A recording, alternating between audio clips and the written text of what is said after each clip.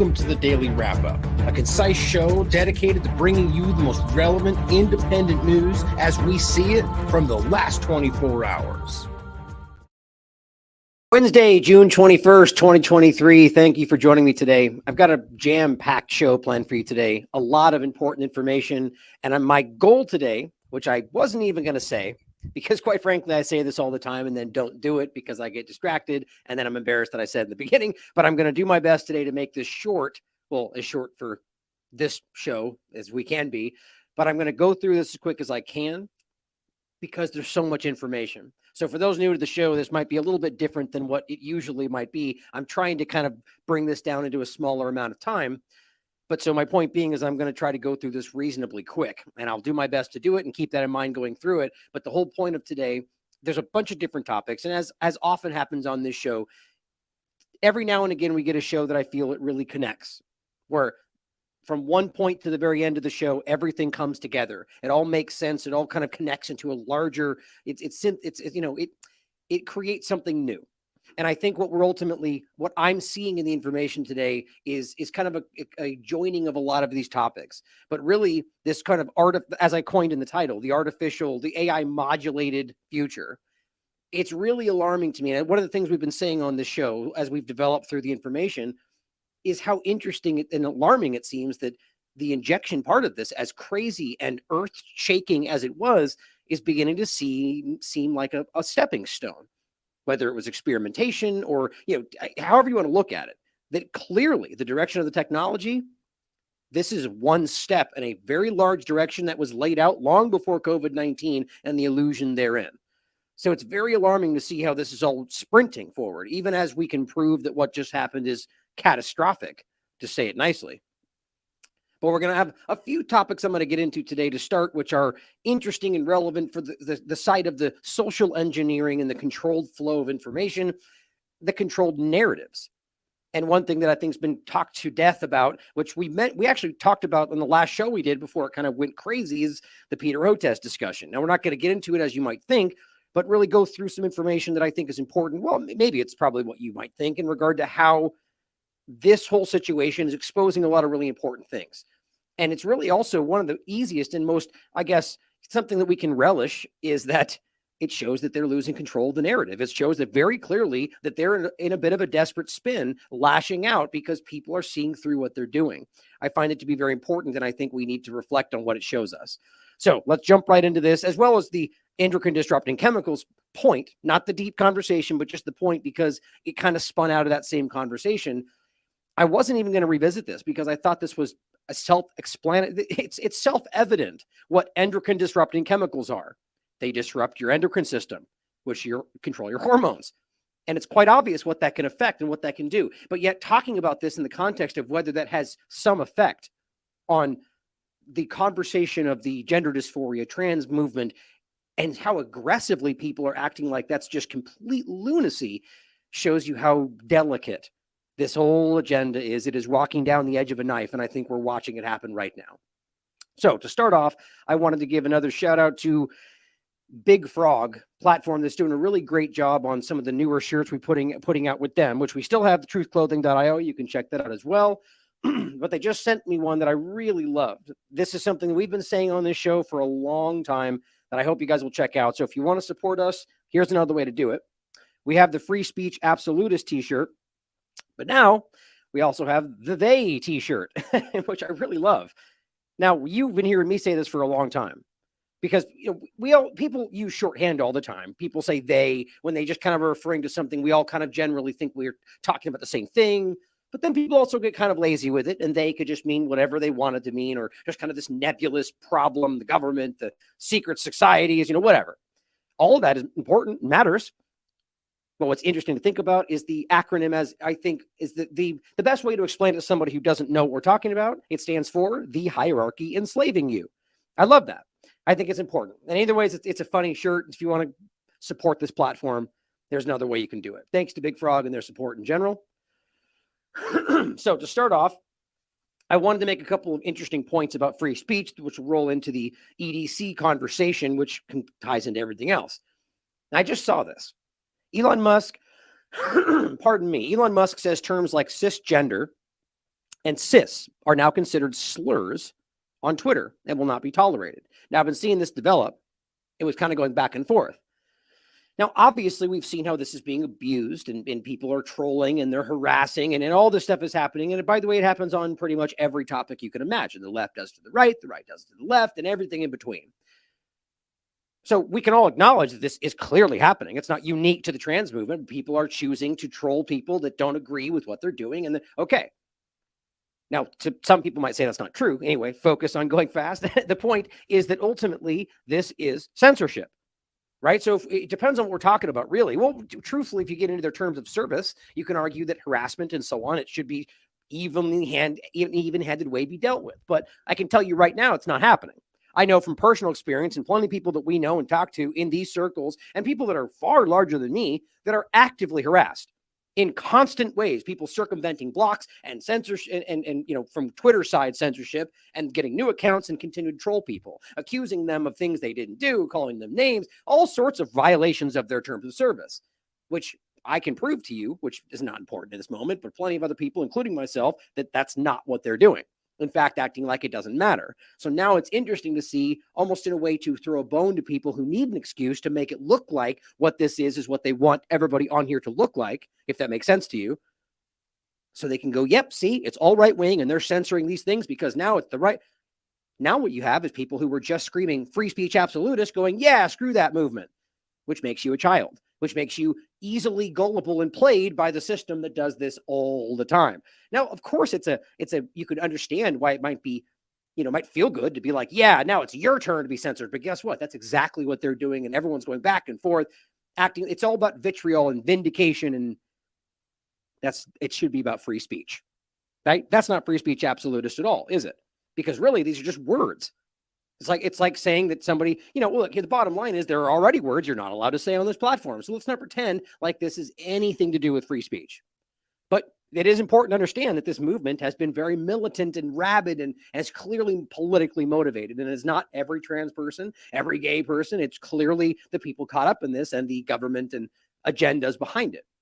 Very important to think about, though. But here's an interesting point after that I think is very interesting and very revealing about the hypocrisy that always takes place in people lost in the two-party illusion. James Estes, who was recently fired or removed from his position because he dared to point out something he believed in, biology, he points out to people, this is the same conversation, and I believe this is what it comes from, is other conversations that James was having and Elon following up. People were going after him and calling him a sissy with CISSY and all this stuff. You're a cis and blah, blah, blah. These are terms that I don't think it's even important to get into because really these are made up terms that don't really apply other than personal people's opinions, which that's supposed to be offensive today. That's my opinion. And I think that's the facts. Those are the facts. So at the point, he says, well, I don't recognize that term. Cis, please don't call me that. Now, before we even go forward, you see where this is going. Shouldn't that matter? Doesn't it matter to these people on such a core value to their very being that you're supposed to respect what people? Well, apparently not. Because he's showing this and you can go through his account. People are going, well, too bad. You can't change who you are or how others see you. And he goes, well, this is awkward. Now, look, that's not, again, it'd be silly to say that represents everybody in this movement. But the point is still that you see this happening. So it only really matters when they think it or you're on a certain side. It's like being called non-binary or a cis male, the same point. Well, if I don't identify as that, isn't that the same thing in reverse? You get where I'm going. To belabor the point is not important. The point is obviously that this is hypocritical. It's a double standard. It's happening all over the place. And all it's really about is dividing and making us attack each other. Liberty Lockdown points out something important. In regard to this same tweet, he says 75,000 likes on Elon's threat to suspend accounts that, quote, harass somebody with the word cis. He goes so far as to call it a slur. Hell, maybe it is one. I don't know. I do not want people suspended for this nonsense. I have a block button. Stop being PUSSYs for the kids out there. Block and move on with your life. Or SIES. The bottom line is that this, you can feel like you don't want to block somebody. That's his choice. He can if he wants. But the point is simply that it's be a grown up, right? The idea that somebody saying a word to you is ever going to offend you, that's a choice. Bottom line. And of course, that's going to really bother people who want to say, well, what about this word? which you could probably imagine. The bottom line is that it all comes down to the same thing. It's about how you allow other people to influence how you feel. That today, apparently, you're more important if you're more affected by everybody else's words. Now, let's get into, I'm going to go far deeper tomorrow on foreign policy as well as the transgender conversation yet again, but we'll come back to that tomorrow. But let's talk about this general point about the endocrine disrupting chemical point that spun off of the Hotez conversation, which we'll get to next. Now, this is Jordan Sherritt and a lot of other people who just loved, like, the whole conversation, everybody piling on Peter Hotez. Now, by the way, I'm in no way supporting RFK Jr. I don't support any presidential candidate because I literally think voting is an illusion that we all seem to know at one point or another, but we all pretend like it matters more than anything when it matters in a certain political sense. But the point is that everybody out there is piling on RFK Jr. Everybody who wants to, and it's so easy. Everybody's doing it in the mainstream. And so people like this who seem clearly sidle up next to the corporate media while pretending they don't like them are the kind of people that will jump on this and say, you're wrong because you said something that is clearly easy to prove, which is that there are endocrine disrupting chemicals that are all over the world, your water, your food, your everything, just like dioxins and PFAS. Those are both EDCs. And they're called endocrine disrupting chemicals. Do you know why? Well, Jordan, it's because they disrupt your endocrine system, which is literally involved with your hormone. I mean, it's really crazy to think that they can't piece this together. Now, the point is, he is clipping this image. Oh, actually, I forgot. I'll play it for you. He's showing this video of RFK speaking with Jordan Peterson, and he says that there are chemicals that are leading to things like sexual dysphoria. Now, he then waters that down to chemicals in kids' water are turning them trans. Now, Jordan, as you all try to make this out to be he is acting like Alex Jones, what you just did is more so like Alex Jones than anything RFK has ever done. Frogs are turning the frogs gay, right? Which, by the way, he was, in a way, in a really abstract and ridiculous, clownish way, saying something that was correct. I honestly think that's why that happened. Maybe he doesn't know it. Maybe I'm wrong. I've said that for so long. I believe people like Alex Jones play a very important role in keeping us all divided, whether they know that or not. Maybe they do. But the point is, by saying chemicals can lead to gender dysphoria, which I'll show you peer-reviewed science to back it up, and then turning that into chemicals in water turn them trans or gay, that is intentionally, intellectually, dishonestly creating something that makes him look stupid so you can feel like you're superior. This is so frustrating. And a lot of people jump in and say, you might want to learn something before you get on your high horse. And you can read right here for the point about whether, yes, we know they're dangerous, but okay. The bottom line is, I can prove to you with 10 seconds in a show we already did that it is obviously a problem. And it does have an effect. But a lot of people kept towing this line. The Surfs, which I wasn't familiar with, but they seem like a reasonably large account. Same kind of point. This is Alex Jones tier. And why? Because they screenshot Patriot takes that then says, he says chemicals in water are turning kids into transgender. That's not what he said, though, is it? Very different than transgender, which is the movement, than what we know as a disorder that's been around long before this, which is some kind of disorder that can be both psychological but also physiological. But as I wrote, educate yourself. I'm not familiar with your work, but this is a wildly incorrect and uninformed statement that speaks volumes about who you choose to listen to, regurgitate, and your clear lack of basic due diligence on the topic. And I show you the tweet, which I'll get into in a second, because it stems from Mehdi Hassan, which then brings this into the discussion between Peter Hotez and Joe Rogan, which is where this really started from, but we're kind of going backward on this, where he's doing the same thing. And I think this is where it started. This guy is so intellectually dishonest, it makes my teeth hurt. RFK Jr. went on Jordan Peterson's show and suggested chemicals in the water could be turning kids transgender. It's Alex Jones, water's making frogs gay. How long have I been making that point? It's so interesting how this comes back around. And I see from the replies and the quote tweets that Twitter's army of blue checks, which he has, by the way, copy and paste overnight atrazine experts logged on. Like, you see I mean, this is the kind of people that are pretending like they're smarter than you. The kind of people that are doing the very thing that they would later call racist, bigoted, assumptive, broad stroke, whitewashing. That's exactly what he's doing right there. How in the hell do you know what everybody's saying, the thing that you think, the fact, what, that atrazine is an endocrine disrupting chemical? It is. That can clearly affect your hormones? It does. So then what are we talking about here? It's just so mind-blowing that these people are taking this stance. And I said this right here as well. Here's Chris Martinson, by the way. Human male sperm counts are down 50% in the last 40 years. But gatekeeper, like Matey, want you to know that you can't be a part of the cool kid club if you dare to ask any questions about it. It's the same thing that happens with discussions that are not supposed to be talked about. Things like at one point were NSA spying, fluoride in the water, WMD. I mean, you can go off about 1,000 different things over the years that have been fake, right up until they give you the reasoning and why, and that's even actually a lie. The point is, you're not supposed to talk about it because the gatekeeper's the best word for it. These are the kind of people that, and you could even argue that he's not smart enough to know he's being used as a gatekeeper. That would make sense to me. But overall, it doesn't really matter from the ultimate perspective. And I include these shows you can watch for yourself if you want to go through this. I'll give you the quick breakdown. But I did an entire show on this on the 11th. It's funny how this blows up after we do this show. I'm telling you guys, TLAV seeds these conversations more than anybody wants to admit. Are endocrine disrupting chemicals causing gender dysphoria? Let's look at the evidence. And then I also interviewed Dr. Peter McCullough, also before all of this, on the 15th. Endocrine disrupting chemicals, gender dysphoria, and the COVID-19 injection, which, by the way, he agrees is clearly also, at least a part of it, an endocrine disrupting chemical. We've seen the menstrual cycles. We've seen the reproductive and fertility issues. It's clearly in the same ballpark. So very quickly, and you can go through this. I would recommend you watch this show if you really want to go through it in depth. But here is one of the studies from 2016, peer-reviewed. And no, this isn't a smoking gun, one-stop shop. I never argued otherwise. The only thing I'm arguing is that endocrine-disrupting chemicals are very clearly associated with gender dysphoria. And if that's the case, then we can very clearly say that chemicals in water and elsewhere are, in fact, in some way leading to those very things. And here is science that makes that point.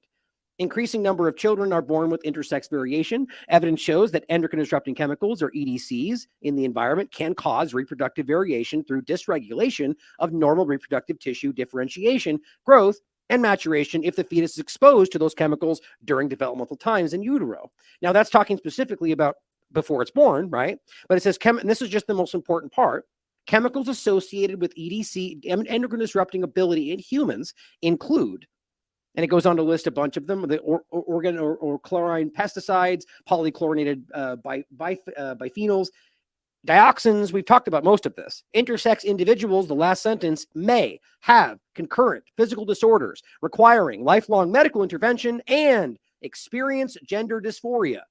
Does that mean everybody all the time? No. Does that mean everybody transgender is?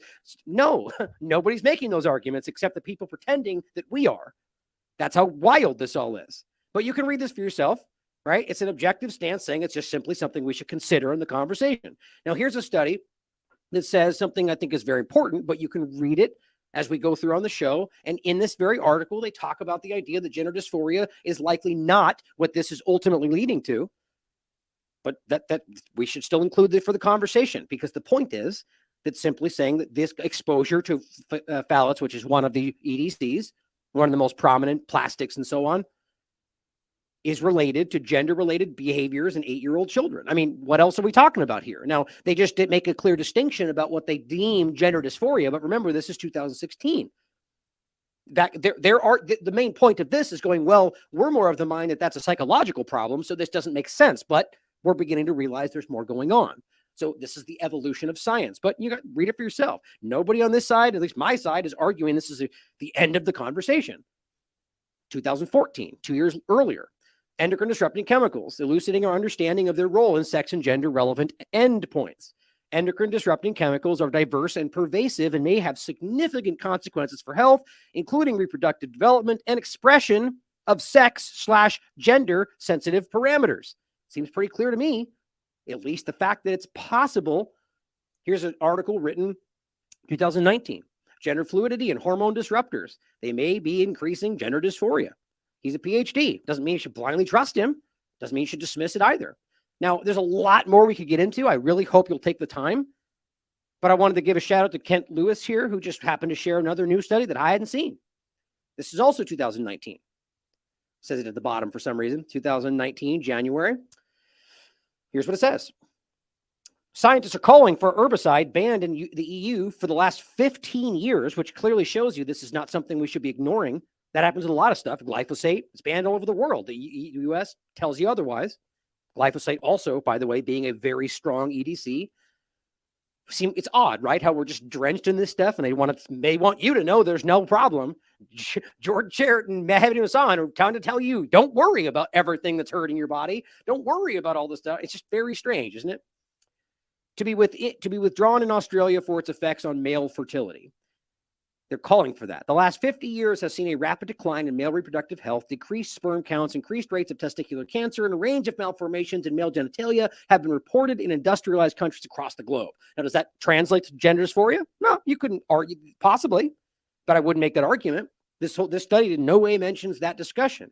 But you have to see with the larger body of work, the work from 2014 forward, really, that has continued to find more and more in this direction. And this is specifically about atrazine. Now, that's the other point that was happening in this conversation is people were acting like somehow like responding to these kind of comments and saying, he's talking about atrazine, you idiot. And it's like, God, man, so many people think there's the people that follow people like this are the kind of people that they pretend we are. The armchair experts that have no idea what they're talking. I'm not saying all of them, but that's a lot of those people that we engage with here. Because there's plenty of people that probably, I would argue, though, that people are intelligent, would probably be able to see through this kind of person who does exactly what we're talking about, but I'd like to think anyway. But ultimately, if we're talking about endocrine disrupting chemicals, well, that includes atrazine. So that's the point. It's amazing that people can't connect those dots, but the major point is that this is exactly what Alex Jones was talking about all that time ago. But, you know, of course, to say the overall point he made in that was correct, period. I mean, of course I can say that regardless of what I might think about overall InfoWars discussions. Clearly, he's been right about a lot of stuff. But I genuinely think that the way he covered it, you know, there's images of him dressed up like a frog and all this different stuff. It's like, well, was that intentionally to make a real thing look ridiculous? Maybe. Does it matter? He has a right to do that. Maybe he's just trying to get attention to it. It surely worked. They're gigantic, right? But either way, the point is atrazine is clearly a problem, and it's everywhere. Damaging effects on mice and their sperm. It's saying it's commonly used in Australia and the US, and it's been banned in the EU since 2003. It is an EDC. And other key studies have highlighted that as male fertility has decreased, the exposure to EDCs has increased. It's pretty obvious.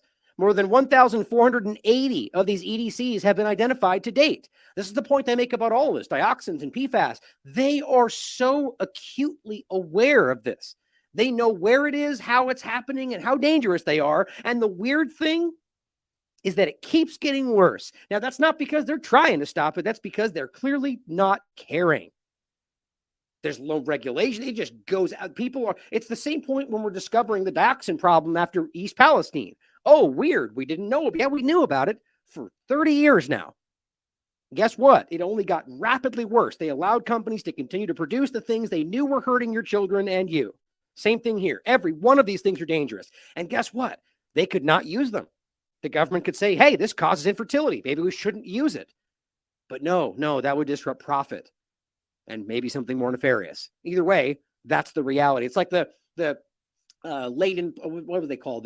The piping we talked about, where they instead of changing the piping, the old rusty pipes with lead, which would cost a lot more money and take a lot more time, they have another thing they're doing where they pump in this chemical-laden stuff, blow it up, heat it up, and then let that work. But of course, that's super dangerous. The school was just evacuated. People were vomiting all over the place. It's happened 12, 13 times around the country, according to USA Today. But guess what? Still keeps happening, though. Isn't that weird? All it's about in that one case is just money. That's all it takes. I mean, anyway, see, as I get distracted, guys, but see, I find those little side points to be important personally, but let's keep going.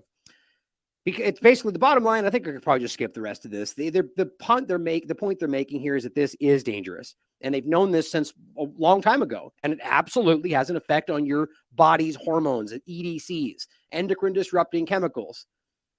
So this all started, of course, with the conversation of Joe Rogan calling out Peter Hotez, where he's saying, hey, you know what? If you're calling RFK misinforming, why don't you debate him?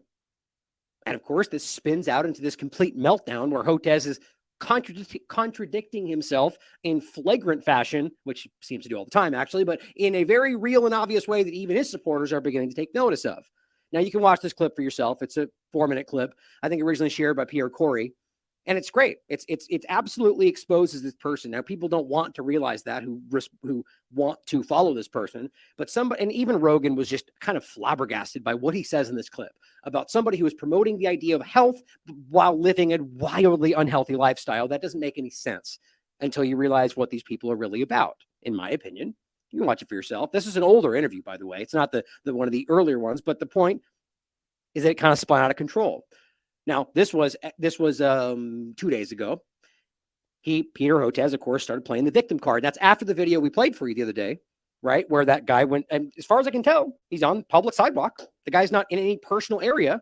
So it's not really harassment when somebody's on a public location, and the guy didn't really do anything that aggressive. The last thing he said was a little bit of a snipe. I almost wish he didn't do that, because you could have just argued, I'm just walking by and I just wanted to ask him a question. And now he's the one framing this as an attack, being threatened and hostile. It's ridiculous. You can watch the whole video for yourself. He's spinning it out of control because this is all about an agenda. Now, look, I said when it happened that we shouldn't be doing that, because exactly like this. What did I say when this happened? They're going to use it against us. And there you go. It's exactly what happened. Now, you may disagree. You may argue that what we should do is protest at their houses, like some of the people out there you may know or not know have been saying for a long time, and I don't trust them at all anymore. But the point is that ultimately that is a guaranteed way to get them to have an excuse to do what they want to do. That's my opinion, but you guys think for yourselves. The point is that after that happened, he played the victim card. Now think about how insultingly ridiculous this is. First, because it wasn't even the way he's framing it. The guy just was basically saying, "Oh, Peter Hotez," and he shook his hand. The guy Peter literally shook his hand. So it doesn't sound very harassing to me. And then he goes on to say, "Oh, well, what about this? Why aren't you debating RFK?" And he goes, "Oh, come on, man." Whatever he said. And then he went back inside, and the guy just yelled later, "Well, what about all the kids and side effects?" That's all that really happened. I still think that that's something that is giving them excuses to frame us like they did. But this is a guy literally calling you a terrorist. I'm not being hyperbolic, because you have a different opinion. One backed by peer-reviewed science, mind you, which, by the way, again, I've said 1,000 times over, does not mean that I'm saying peer-reviewed science should be blindly trusted. That's the same stupid thing as saying trust the science. Simply by pointing out that it's backed by peer-reviewed science is just simply by using a thing that people are telling us we should be trusting. Trust the peer-reviewed science. Then they go, well, here's a study that says something you don't agree with, and they disagree with it because they're hypocrites. But the point is, trust the scientific method. Peer-reviewed science can be wrong too, but nonetheless, the point is one of the highest levels of science is peer-reviewed science. So therefore, our opinions are backed by some of the highest evidence available. And yet he's calling you a terrorist for thinking these things are hurting people, for thinking that masks aren't working in regard to the way they tell you they are. All these things we've talked about. And now he's getting called out by everyone as the disinfo agent that he is. Last resort, frame it as a fringe attack. That's where it's going. Now here, just so you can see what he's been saying, this is from 2021. We talked about this a while ago. The anti-science movement is escalating, going global, and killing thousands. So remember, the words are violence game. It's still been escalating. This is important because you're not allowed to have an opinion that they disagree with, because your opinion kills people. That's the absurdity that they've created, right? Even though the reality is they're not just their opinions, their actions are quite literally killing people.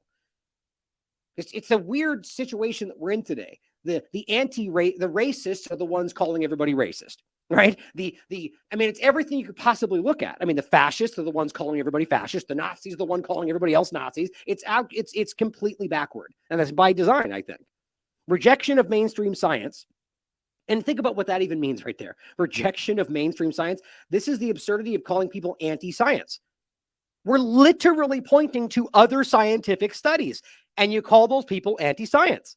It's because they don't know what else to do. That's called being intellectually dishonest. Or like I said about Hassan, literally starting the conversation, which I think I've got that up here. Yeah, that's right. I'll get to it in a second. Literally starting the conversation by calling RFK an anti-vaccine nut, really objective. The point is that he's outspoken about being pro-vaccine. He's just like something that I wouldn't say I'm necessarily pro-vaccine, but I would say that I've always argued that, well, if what we understand about vaccination is correct, I would argue that with good intentions and free choice, that there might be a way that these could be used to help people, as long as you have a choice always to say yes or no, right? And obviously the intentions of these pharmaceutical companies, the government, I don't believe are good. And again, that's if what we understand is correct. That's a big if. They would still call me anti-vax. He is further than that, saying that these things are helping people and blah, blah, blah, but the current versions are problems. The point is, think about how dishonest that is. He knows well that's not the case, but of course he calls him anti-vax. Or says that he's saying the water's turning them trans. It's not what he said. And on top of that, he knows well that that's something that you can prove with peer-reviewed science. These guys are dishonest people. And mainstream medicine, but I guess whatever they want that to be, has become a key feature of the political right. So here's where this gets so dangerous. And don't forget, he's kind of drifted a little bit away from this lately, but this is becoming a left-right paradigm issue. He literally folds in the concern about the dangerous killing vaccine that we can see today. And it's not hyperbole, guys.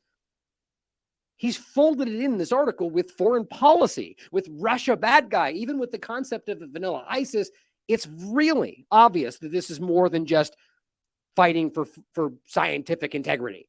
It says anti-science has emerged, and realize they're using this as like it's the term. It's its own thing. Anti-science has emerged as a dominant and highly lethal force. Who in the world, who's anti-science? Who are we talking about here? He's clearly like today, he's calling RFK anti-science. While he literally shows you all of the studies that these people pretend aren't there. Same thing I'm doing.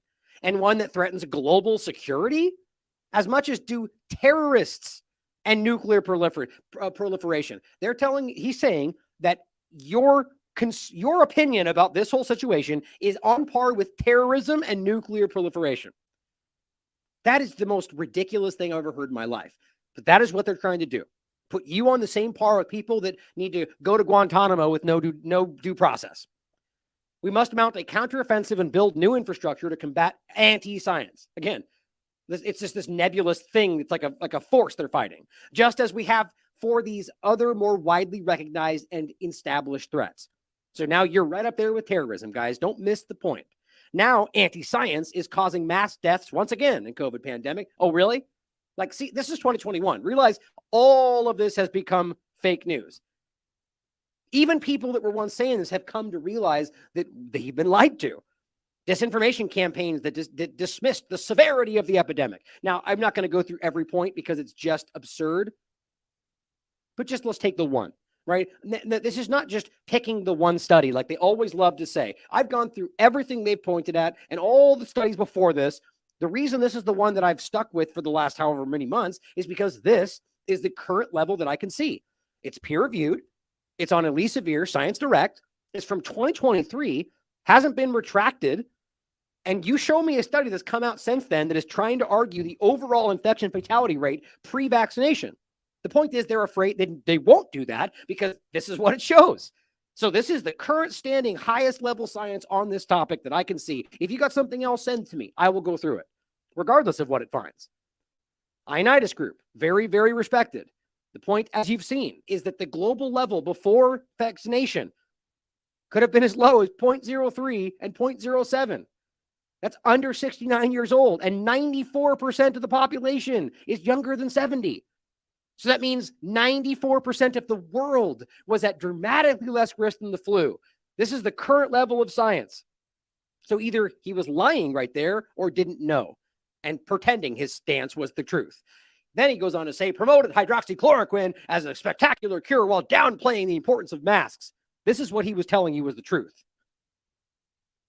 The full anti-science agenda of the Republican Party, of course, this is the point. If you out there think that these things might not be as safe as they're saying, well, you're now a right-wing conspiracy theorist. It doesn't matter if you're on the left, because that's intelligent, right?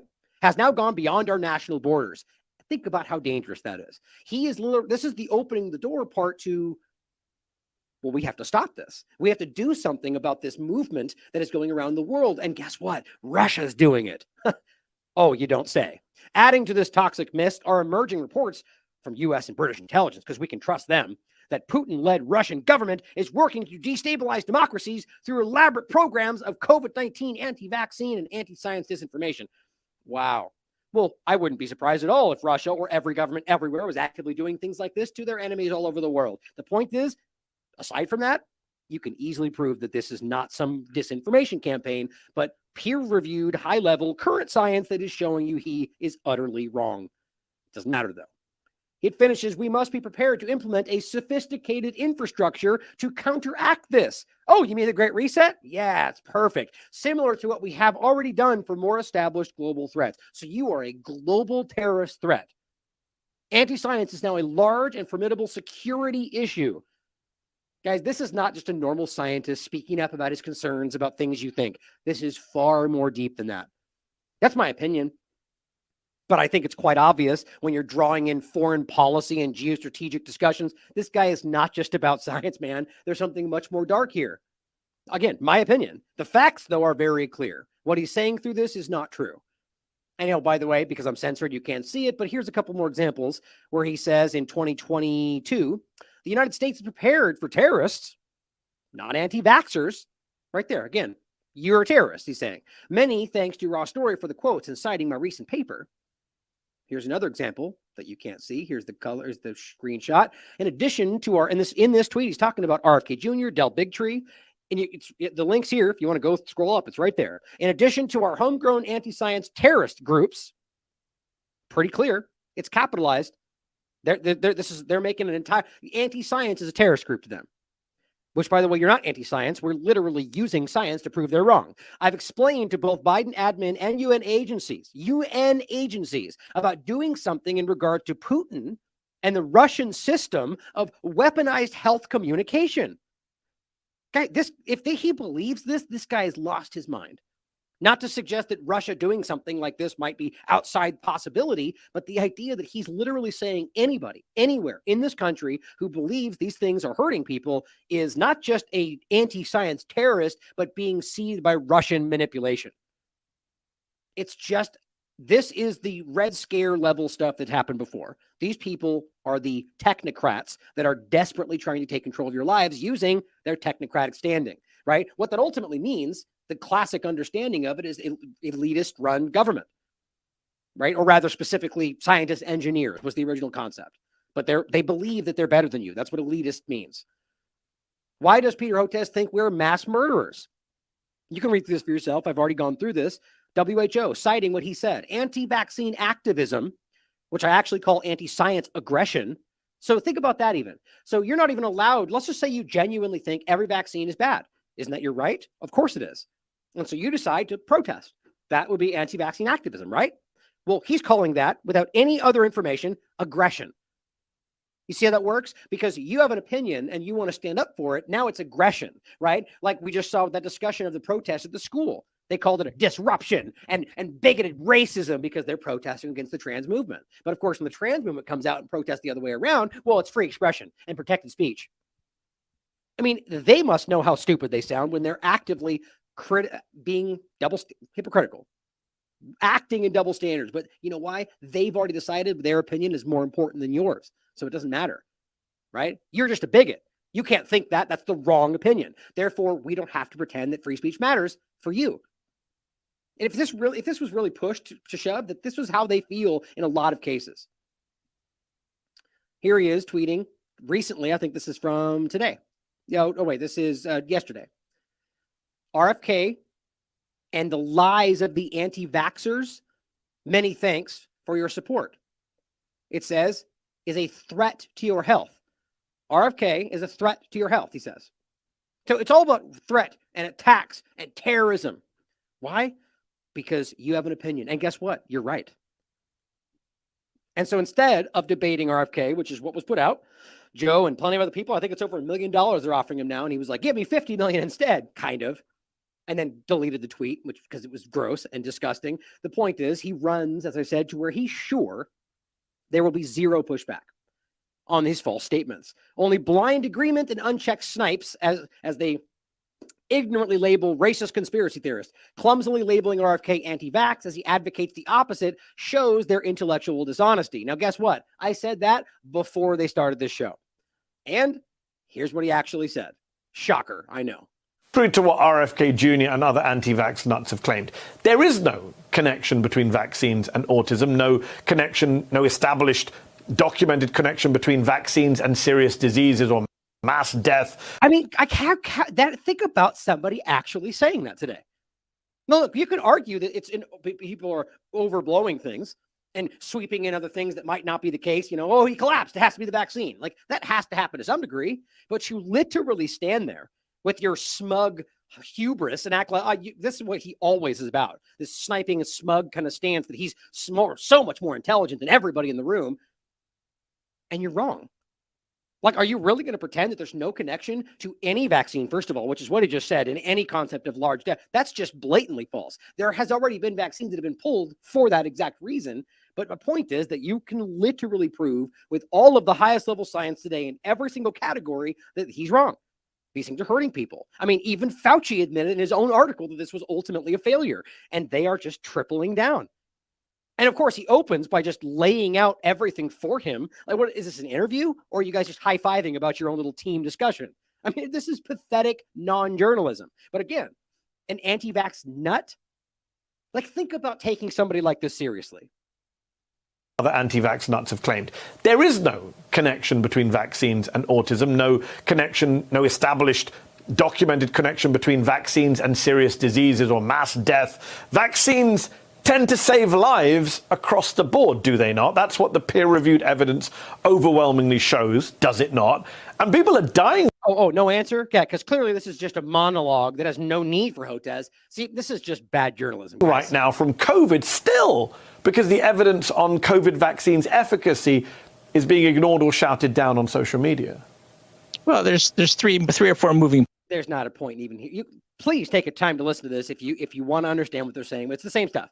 This was not meant to be an interview. This was meant to be a reestablishing of what they've already laid out without giving anybody else a say, because that's the only way they have these conversations, because they're afraid. Oh, you know what? I forgot to play this. It's a quick clip. This is just the one I was showing earlier about what RFK was actually saying. Apocalypse use the stand. I see these huge levels of depression and despair, loneliness in kids, and I don't think that there's a single cause to it. And I think blaming it on depression about climate is probably oversimplistic. And in fact, it's actually quite ridiculously stupid. Like, I mean, I can prove to you that they're fear-mongering around the false fear-mongering around climate change is causing kids to be depressed to some degree, but to act like that's everything, that's just leaning into the climate lie. But he clearly said not one cause. I think a lot of the problems we see in kids, and particularly boys, it's probably underappreciated that how much of that is coming from chemical exposures, including a lot of the sexual dysphoria that we're seeing. They're swimming through a soup of toxic chemicals today. And it's easily proven, right? And this is what Jordan Sherritt and the rest of them want to call turning kids transgender. It's not even what he actually said. And what he said is easily provable. So this is just a low bar that they've set for most of these people, which they know, by the way, is probably why they do it, that if they say the certain thing, they'll get patted on the head by all the rest of them. And you'll get pulled up, just like the Rachel Maddows of the world that keep getting it wrong and keep getting promoted, because that's how it works in this false world. But as it says, anti-vax disinformation, now a lethal force in the United States. Lethal. See, they're tripling down. They want you to know that they think you are a violent threat. It says offering to go on Joe Rogan, but not to turn into the Jerry Springer show. But this is just so bad. I mean, it's just bad. Like, these people are broad stroking everybody, anybody, anywhere that has any concern about this, because that's how desperate, at least to me, this feels. Here's where it gets even more interesting. 5 times August makes a great point. I remember, got to pick up the pace, Ryan. I'm going to make this quick.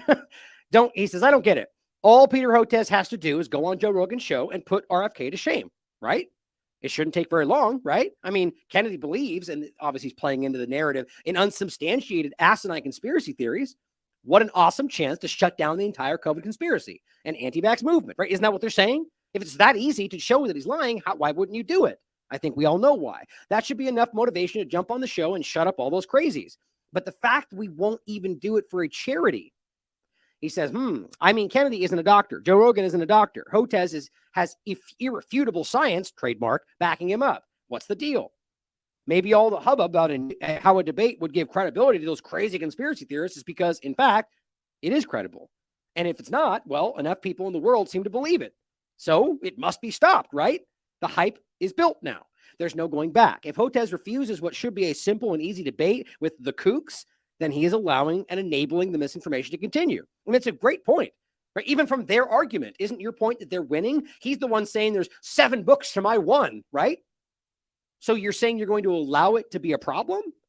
So that either means that you guys want to maintain this or you know you can't stop it. I mean, there's just no way to not see through what they're telling you, or what their lack of action speaks volumes. If he truly cares about the truth and well-being of the world as he claims, he has no choice, that he must do it. But he won't. He won't. And we know this because he cannot sustain the argument. Just like RFK has been pointing out many times, his conversation with Paul Offit, with Fauci. Right? The point, just taking that one point, there's a lot he's made, but take the one point about the concept of whether these vaccines have been tested in a way specifically unvaxxed versus vaxxed. They haven't. See, simple, right? If I'm wrong, prove it wrong. Prove that I'm wrong. Better yet, prove that he's wrong. RFK is calling anybody out to say anybody anywhere in the world that can show me one study that shows that this is the case. Guess why is nobody producing it? Why isn't it on every single channel? Why isn't Hotez posting it all over his Twitter account? Because it doesn't exist, guys. Because it's pretty simple and easy to prove. That's why Fauci pretended to look for it and then said he'd get back to him and never did. That's why all of them keep doing that. Now, my argument, it's going to be, there's probably going to be a narrative that swings around at some point because they can't get away from this, that makes the argument that, no, we never said we didn't do it. We just said we never needed to. Conspiracy theorists, and then all the people will say, we never said it wasn't there. We said, just like we never said it didn't stop transmission. We never said the vaccine passports, all of them, just like every other conversation. That's my prediction. Matt Orfala comes out with a great point in this. This is Peter Hotez writing something in 2020. Guess what he says? Scientists themselves must engage in skeptical public and lead the defense of science. Combating anti-science is what this was called. He says it will fall to the scientists themselves to respond, engage in a skeptical public and lead the defense of science. He says ultimately we can help defeat anti-science movements by creating a cadre of top scientists ready to engage and incentivized. Rogan, will you please engage? I'll donate money. Doesn't do it. And then Dr. Eric So Good points this out. He says, I have deep admiration for Peter Hotez, but you really can't write this and then do I'm not going to debate the guy, I'm just a scientist, when the worst anti-science figure in the country throws down the gauntlet. Now, of course, he believes that RFK is the worst anti-science. I mean, I don't know how anybody could make such an argument. The worst anti-science? I mean, come on, guys. Like, you can argue he's wrong, but for crying out loud, he's done a lot of excellent work on all sorts of medical freedom stuff and environmental stuff. I mean, he used to be a very, I mean, we'll get off the case. The bottom line is it's just silly that people are falling in line with this. But either way, even somebody on Hotez's side is going, look, dude, you can't write this and then pretend like the opposite is the case. He says, ultimately, combating anti-science movements and their organized activities will require a complex response. I believe that a critical element must include expanded visibility for scientists themselves, who are both in the mix. He says, and simultaneously comfortable with engaging the public, versatile in using modern tools of written oral communication. So he's literally contradicting what he said was the way to do this. You know why? Because he knows he'll lose. In my opinion, very clear to me. As she says, Mary Talley Bowden, bold and pathetic. He writes, scientists shouldn't debate gaslighters. Changing your tune a little bit, huh, man? Well, somebody else points this out, and I don't even know if this is really a quote, but I think it's just a funny point. He's saying, Karl Marx, but he's saying, accuse your enemy of what you are doing as you are doing it to create confusion. Sounds like something they would say, but you could argue that's one of those old Nazi idioms, right? They accuse them of that which you are guilty, or rather specifically Goebbels and the propaganda, and even going back to like a Bernaysian concept, right? The idea of the manipulation involved. The point is that's what he's doing. They are gaslighting everybody because they know that they're wrong. This is my opinion, but I don't think it's an opinion. I think we've proven this with science because we're anti-science, right? So ridiculous. Well, here's Mehdi Hasan, and this is, again, the broad brush. This is the intelligent journalist that is telling you that he knows anybody out there anywhere who's responding, many of which he blocked because that's what they do, right? Until now, I thought the fringe extremist group Musk had most emboldened, despite the fact that Musk is clearly still censoring for the establishment, but, that's how this game works, and energized and amplified on this hell site that he's still on, was white nationalists and anti-Semites. But, judging from my mention today, it's clearly crazy and enraged anti-vaxxers. Also, just shift your narrative because today that's your focus. These people are ridiculous, like clownishly ridiculous. white nationalists and anti-Semites. It's unbelievable the way that they try to make this out to be. It's just clumsy. You're a bunch of racist conspiracy theorists. Is that all you got, Maddie? That's all you got? Just a bunch of words and you're racist. You're a liar. Good job, man. Surely swaying a lot of people. The bottom line is he wants you to think that you're a bad person if you think these things, and just to scare meek, feeble-minded people into running away from engaging with this conversation. That's what it's all really about. Here's Dr. Ben Tapper, pointing out something I found very interesting. The CNN article says a prominent vaccine scientist says he was stalked in front of his home. Stalked? See how that works? But he writes, after mainstream media did its hit story on the disinformation dozen, and the press secretary and Biden called us out on national television, this person, Dr. Ben Tapper, his clinic was vandalized. Their phones were hacked. They received multiple threats. His home was broken into. His truck was vandalized. His social media account that was reaching millions of people per month was deleted 5 different times. His PayPal and Venmo accounts were seized. He says, Peter Hotez, you and I are not the same. This is what a child looks like who is screaming about something that he's trying to create a situation where a person who I would again argue is maybe mildly inappropriate, decorum, whatever. But again, how else are you going to have a question? There's plenty of people out there that argue that's the only way you're going to get a question from these people. Maybe they're right. I still argue that it's just the wrong tact. Either way, he's making it out to be the victim here. This is somebody who was completely a victim of the establishment, who, as far as I can tell, hasn't been going around the corporate media outlets to try to scream about how the point is they don't care, because this person was somebody standing up for your medical freedom, and that's what actually happened to him. Not some guy, oh my God, asking you a question. What a threat. Think about how interesting that is. This person says, if Hotez is upset at being politely asked questions by a single guy, the anger of those bereaved and injured by big pharma products he pushes should absolutely terrify him. Which, by the way, and he blocks these people, I think that's the case. I think these people are terrified. Jordan Satchel points out something interesting. Went down the rabbit hole on anti-parasitic vaccines in Africa, and the conspiracy theorists are right. Shocking, I know. These shots killed kids, and the WHO and Dr. Hotez endorsed them anyway. Now, we can go into this in depth, which we probably should in another show, but this is easily, like Jordan does a good breakdown of this. You should check it out for yourself. This is real, guys, and this is the kind of thing that's just an older story. This is what I think they're so concerned about, is all this stuff is getting dredged up by even people that used to support them. Even Gates Inc. ran away after the trials were an unmitigated disaster that showed double mortality in the vax cohort that Hotez still supported. It's very difficult to find online, but he's got the results here. You can check it out for yourself. These are the officially published efficacy results on the malaria vax. Supposed benefits virtually non-existent. Substantial risk posed to the vax group of each one of the 4 injections. But he said it worked anyway, just like they're doing right now. Doesn't that matter? He points out, nice work. I covered Hotez's exploits in Africa, Dan Cohen, particularly during the human experiments he and Fauci ran in Liberia for Ebola alongside the U.S. military. Says Peter Hotez is a frontman for a gigantic USAID Gates Foundation neglected tropical disease industrial complex that conducts pseudo-medical experiments on exploited populations in Africa, Latin America, and South Asia from his investigation. Full investigation here. Now, look into it for yourself. That's what Dan Cohen is arguing. Now, everything they're discussing, the general point is very real.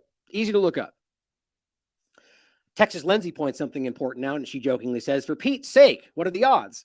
The 2 people that received funding from NIH for coronavirus gain-of-function research at the Wuhan Institute of Virology, Peter Hotez, here's the grant number you can look up for yourself, and Peter Daszak. For Pete's sake, the point is that he's involved with everything. And it seems that is a very interesting tie back to his active disregard for any conversation about where this comes from, other than his narrative. Now, this is a clip that I think I have set up to play. Yeah, let's play it. This is Robert Malone, who, by the way, in general today, I'm increasingly concerned and maybe a little suspicious about anybody out there that is trying to continue the efforts of the mRNA discussion. I'm very concerned. Like right now with where everything is, even if you're an honest person, I think that a pin needs to put in that entire conversation. Like we just can't keep moving forward with the way these systems are already set up. The FDA and the CDC, they're still acting the same way. They're still the same captured agencies. So that being said, I'm just saying that there's a few people out there that I'm a little concerned about. But nonetheless, the words are very clear and very true, describing Peter Hotez's role in creating what he says is COVID-19 in Wuhan. The fact that Peter was involved in the gain of function research, going back to Obama's determination that that should not be done. I'm talking about the gain of function research specifically with the coronavirus. So Peter was absolutely involved in the gain of function research that we usually think of as centered around North Carolina. And Peter was clearly actively involved in trying to suppress any questions about that gain of function research, in promoting the alternative storylines that now appear to be a propaganda campaign that may have been mounted by the intelligence community to deflect attention from the apparent role of EcoHealth Alliance, Ralph Barrick, and Peter Hotez and others in engineering a biowarfare pathogen that ended up intentionally or unintentionally released in Wuhan, whether it escaped from the lab or it was seeded. There's no way to know. So Peter's fingerprints are all over this. And then, of course, he developed a vaccine which was pushed through Indian channels, including the Serum Institute, through a partnership, which is a more traditional SARS-CoV-2 vaccine that was deployed, I believe, in India and was fast-tracked. Peter does have a deep, long-standing relationship with the Bill and Melinda Gates Foundation, including large sums of money of funding for Dr. Hotez's work. So Dr. Hotez then, during this outbreak, launched the initiative and then published a paper attempting to link those that were speaking, let's say, in opposition to the approved narrative, in his words, misinformation spreaders or anti-vaxxers. Those are clearly weaponized pejoratives, but that's his language. I would say he was speaking out against those that were speaking an alternative narrative to the one that he was advancing in CNN and many press interviews throughout the COVID crisis. And he wrote a paper and then did quite a bit of advocacy, and now has written a book in which, among other things, he's asserting that those that are anti-vaxxers or vaccine misinformation spreaders or whatever are anti-Semitic.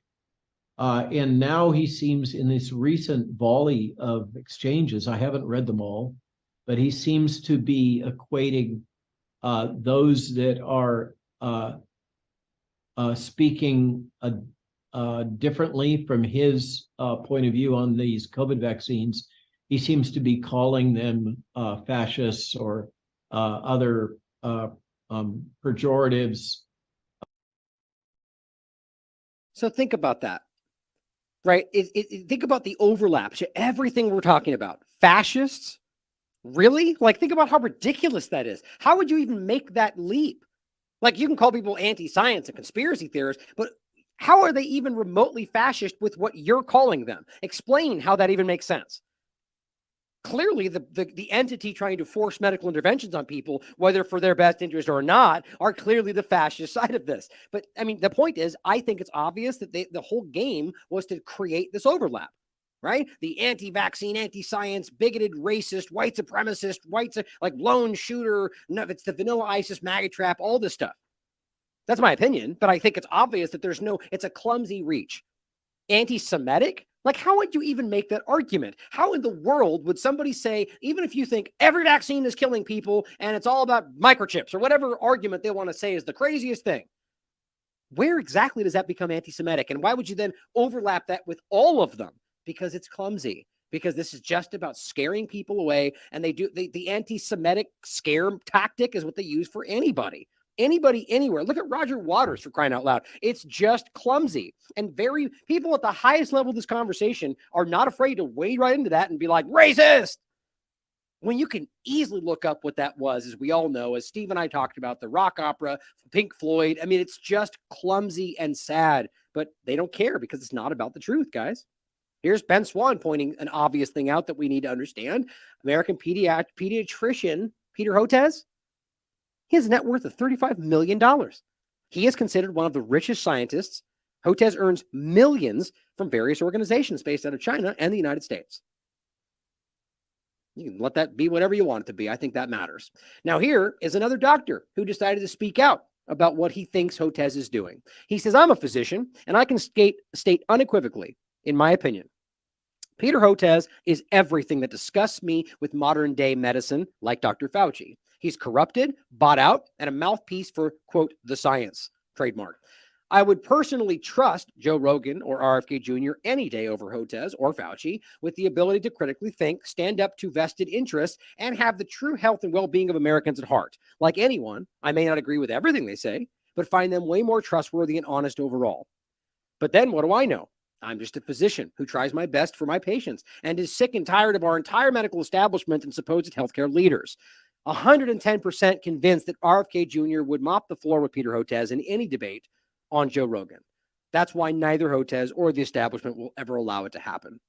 I completely agree with that. It's well said.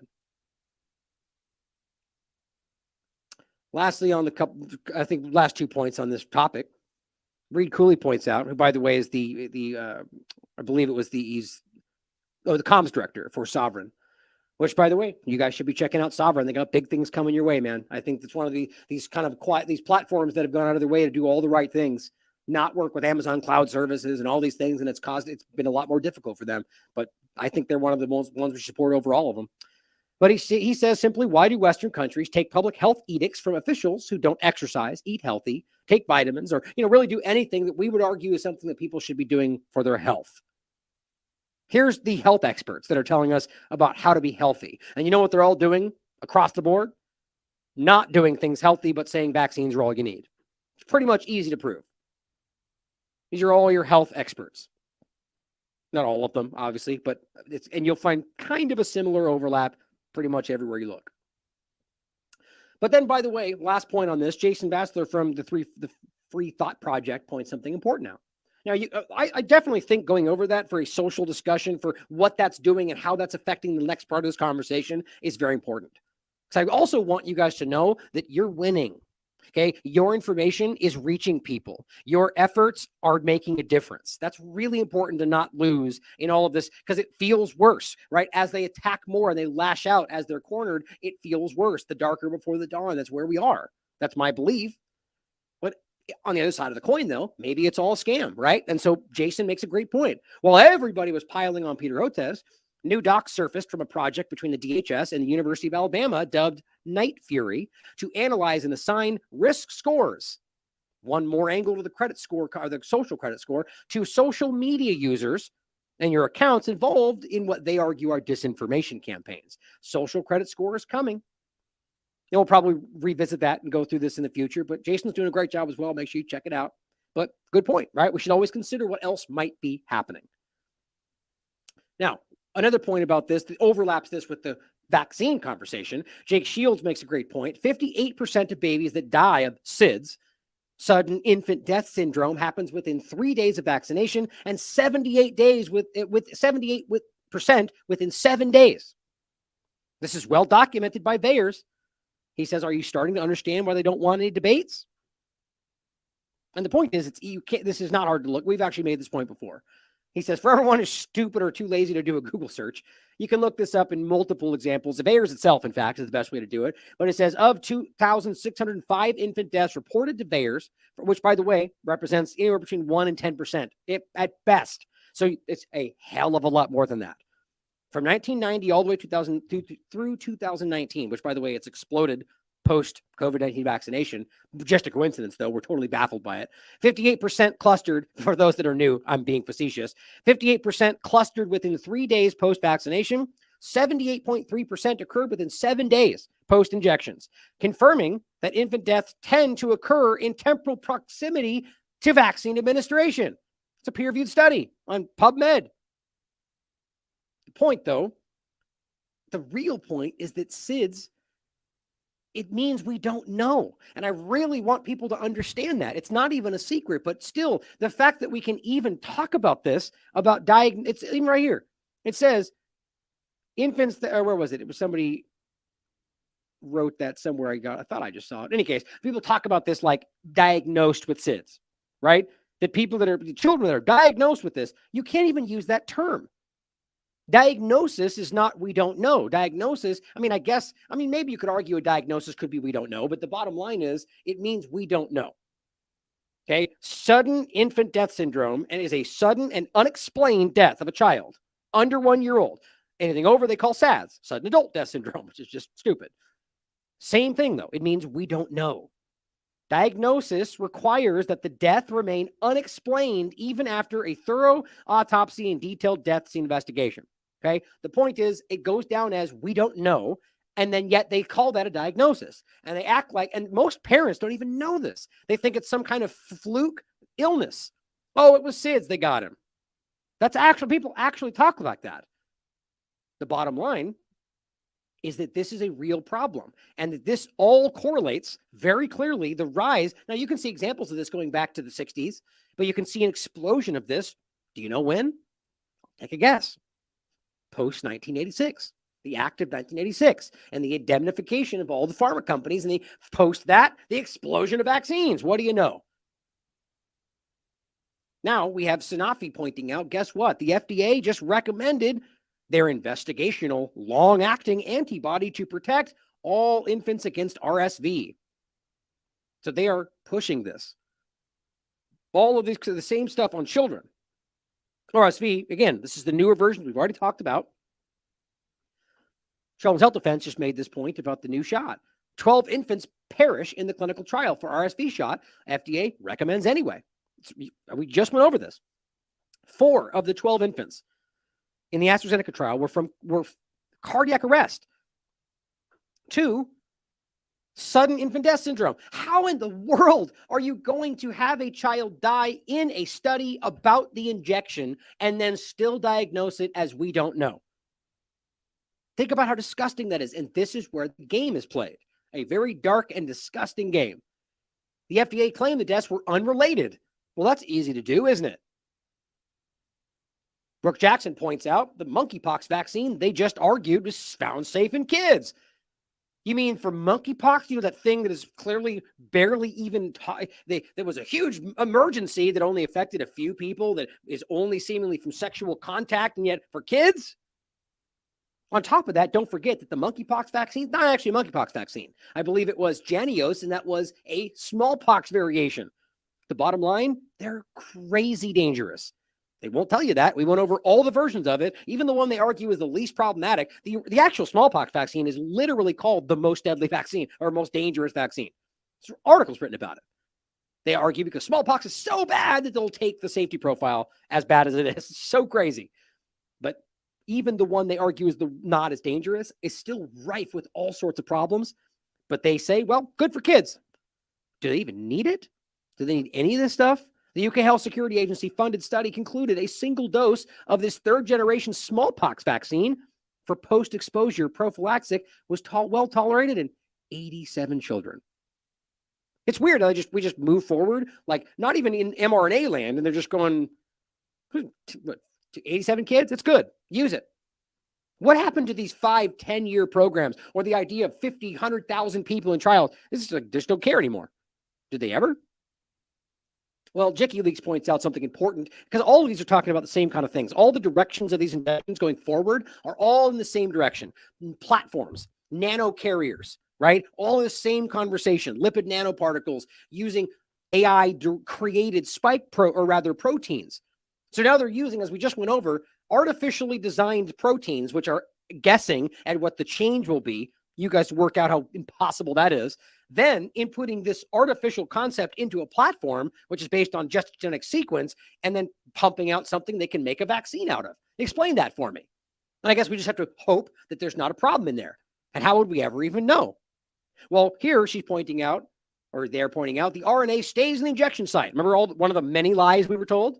But we know that's not true.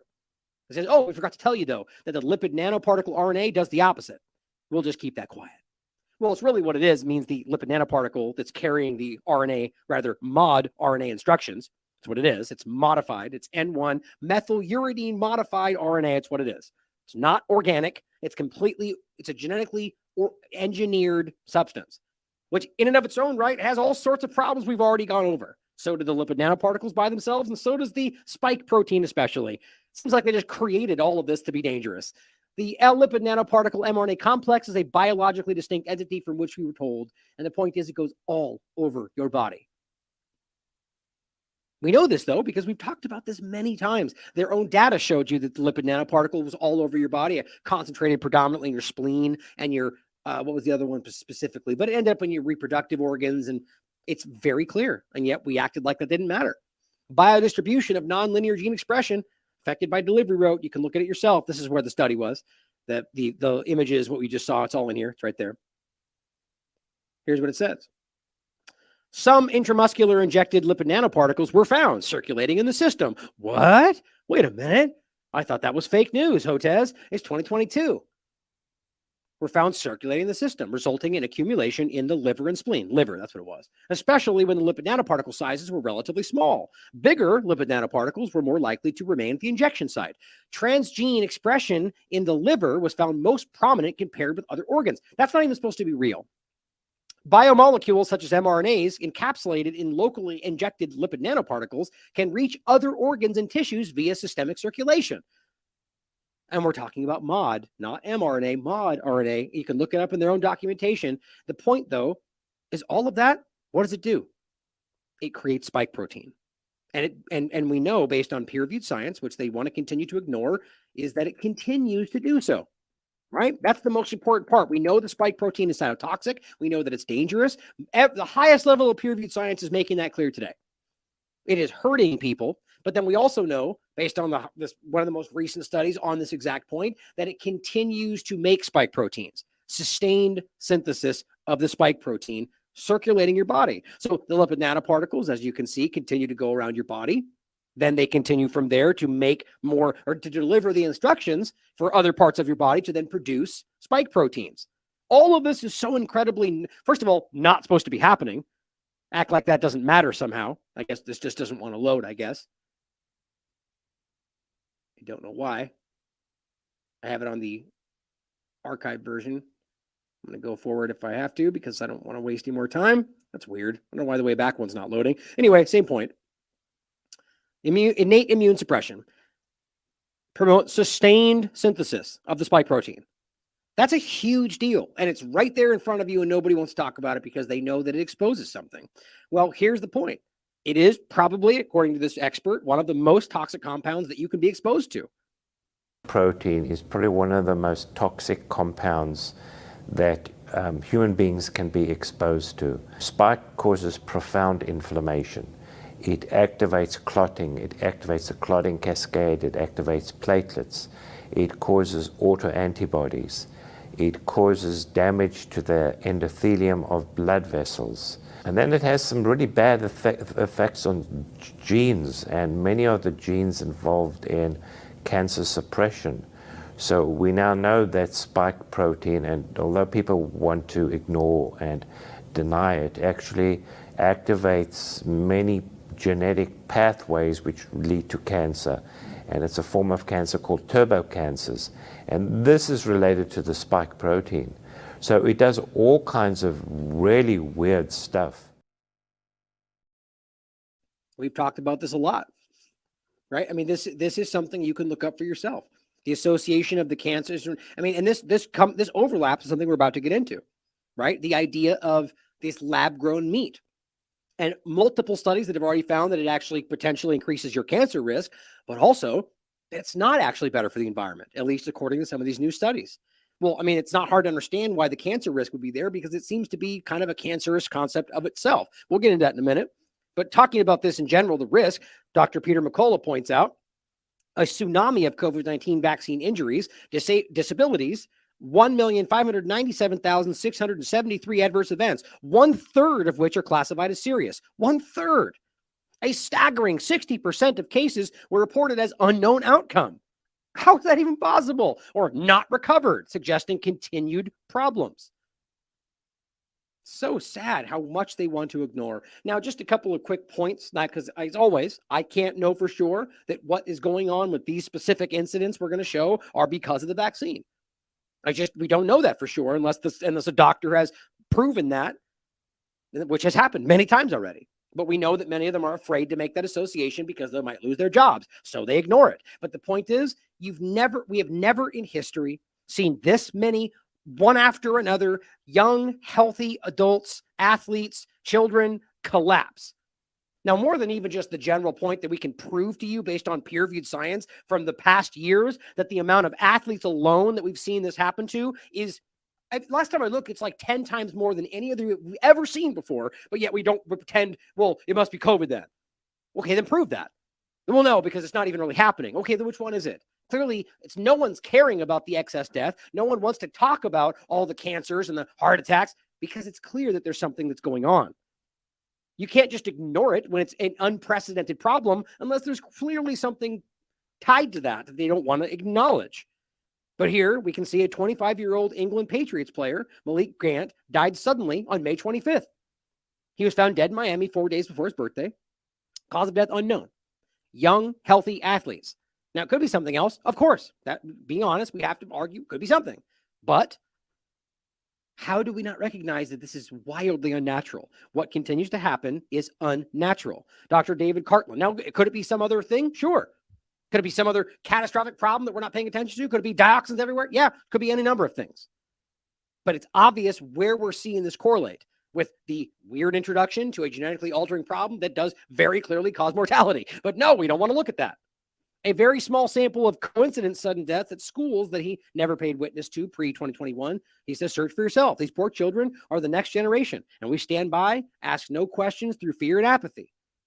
There's a lot of these examples. Boy 14, collapsed at school, died of natural causes. What? What does that even, what do you mean natural causes? It says, oh, they found a heart condition that no one saw before this. Well, gee, I wonder if that was caused by the thing that you gave him. I mean, this is what's so frustrating about this. No, look, I don't know. I'm just hypothetically speaking about it because it could be something else. But we know, as they're telling you, that most people have had at least one of these things. Sudden death of pupil is second tragedy to rock a secondary school this year. It's unprecedented, guys. Loretta School death. Devastating after sudden death of a pupil. Lovely pupil dies after cardiac arrest. These are different locations. March 2023.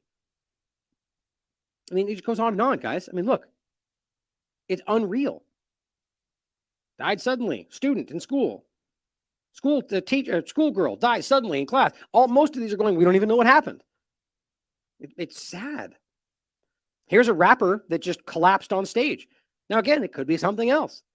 But think about how often we used to see this randomly caught on live streams or live shows or on a newscast or in a I can't remember one single example. I'm sure there was one, but I can't remember any of them until this.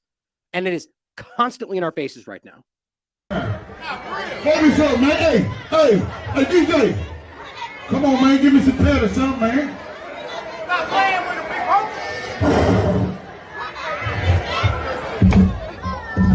big He died right there.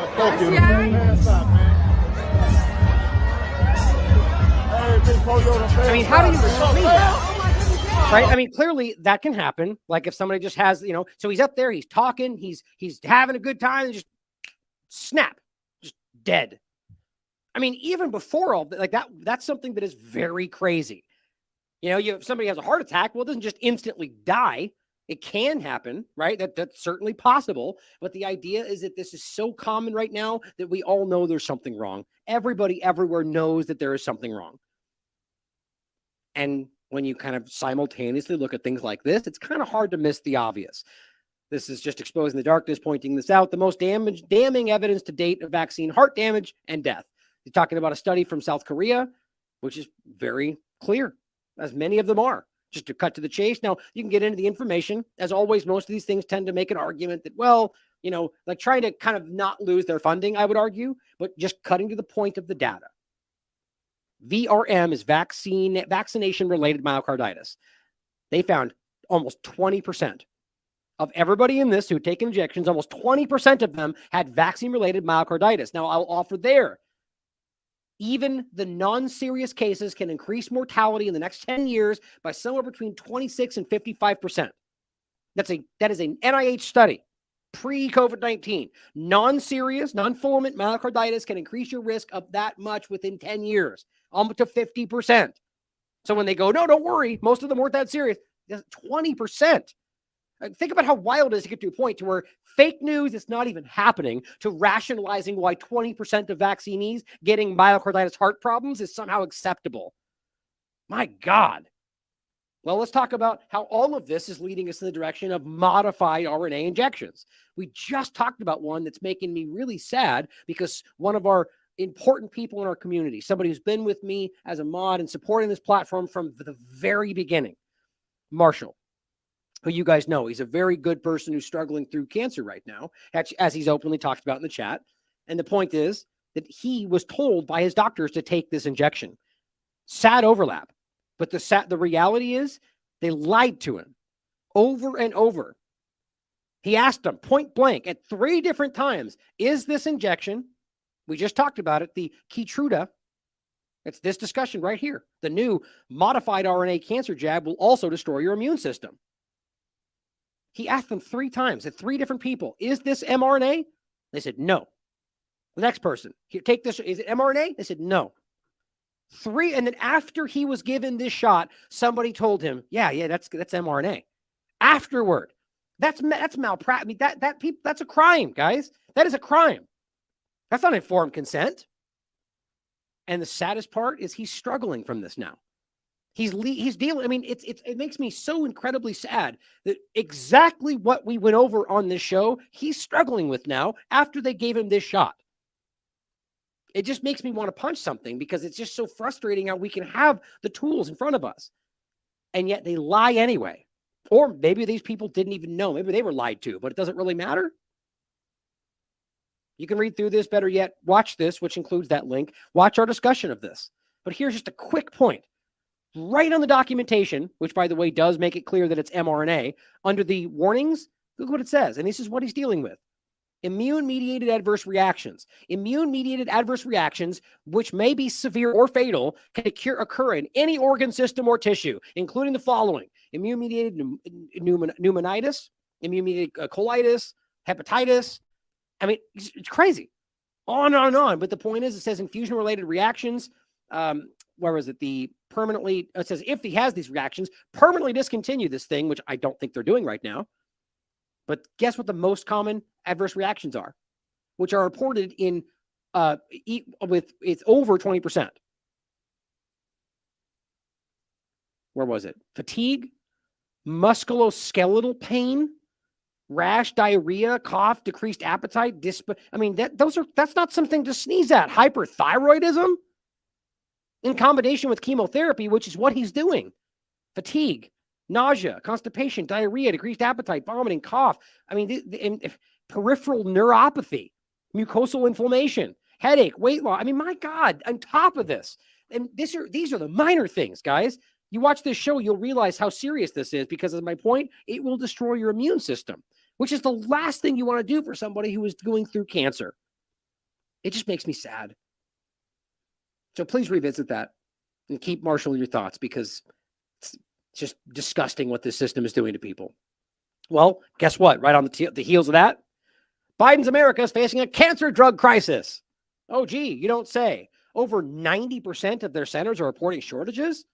Well, that seems a little bit too perfect, right? I said, well, get ready for the solution to be emergency authorized versions of the new mod RNA cancer injection, which, by the way, the point was, isn't really new at all. It's been a long time coming. But I could be wrong. But something tells me this is the direction it's going in. EUA would blow my mind, but I kind of feel it coming. Either way, the point is using the situation to go, well, perfect. We have a new solution for that. Now, let's talk about other versions of modified organisms. And this one really, really does, it makes me, I'm very concerned about this for so many different reasons. We've already talked about the mRNA injections in pork and the Tom Rentz and the Missouri Cattlemen's Association and all the overlaps there. And this is a very concerning topic in general, but this is bigger than that. This is about actually lab-grown versions of the meat. And this is chicken, and it's going past the Gates because we have versions of the ground beef out there. We already see them in the stores, right? This is a brand new one that was just approved. It's chicken made from cultivated cells. Now, I want to go through. Now, I'm sure there are other versions of this growing, no pun intended, but I want to get into what this really is about just by using this one example. Now, this is from today. U.S. approves chicken made from cultivated cells. Now, what we're really talking about here are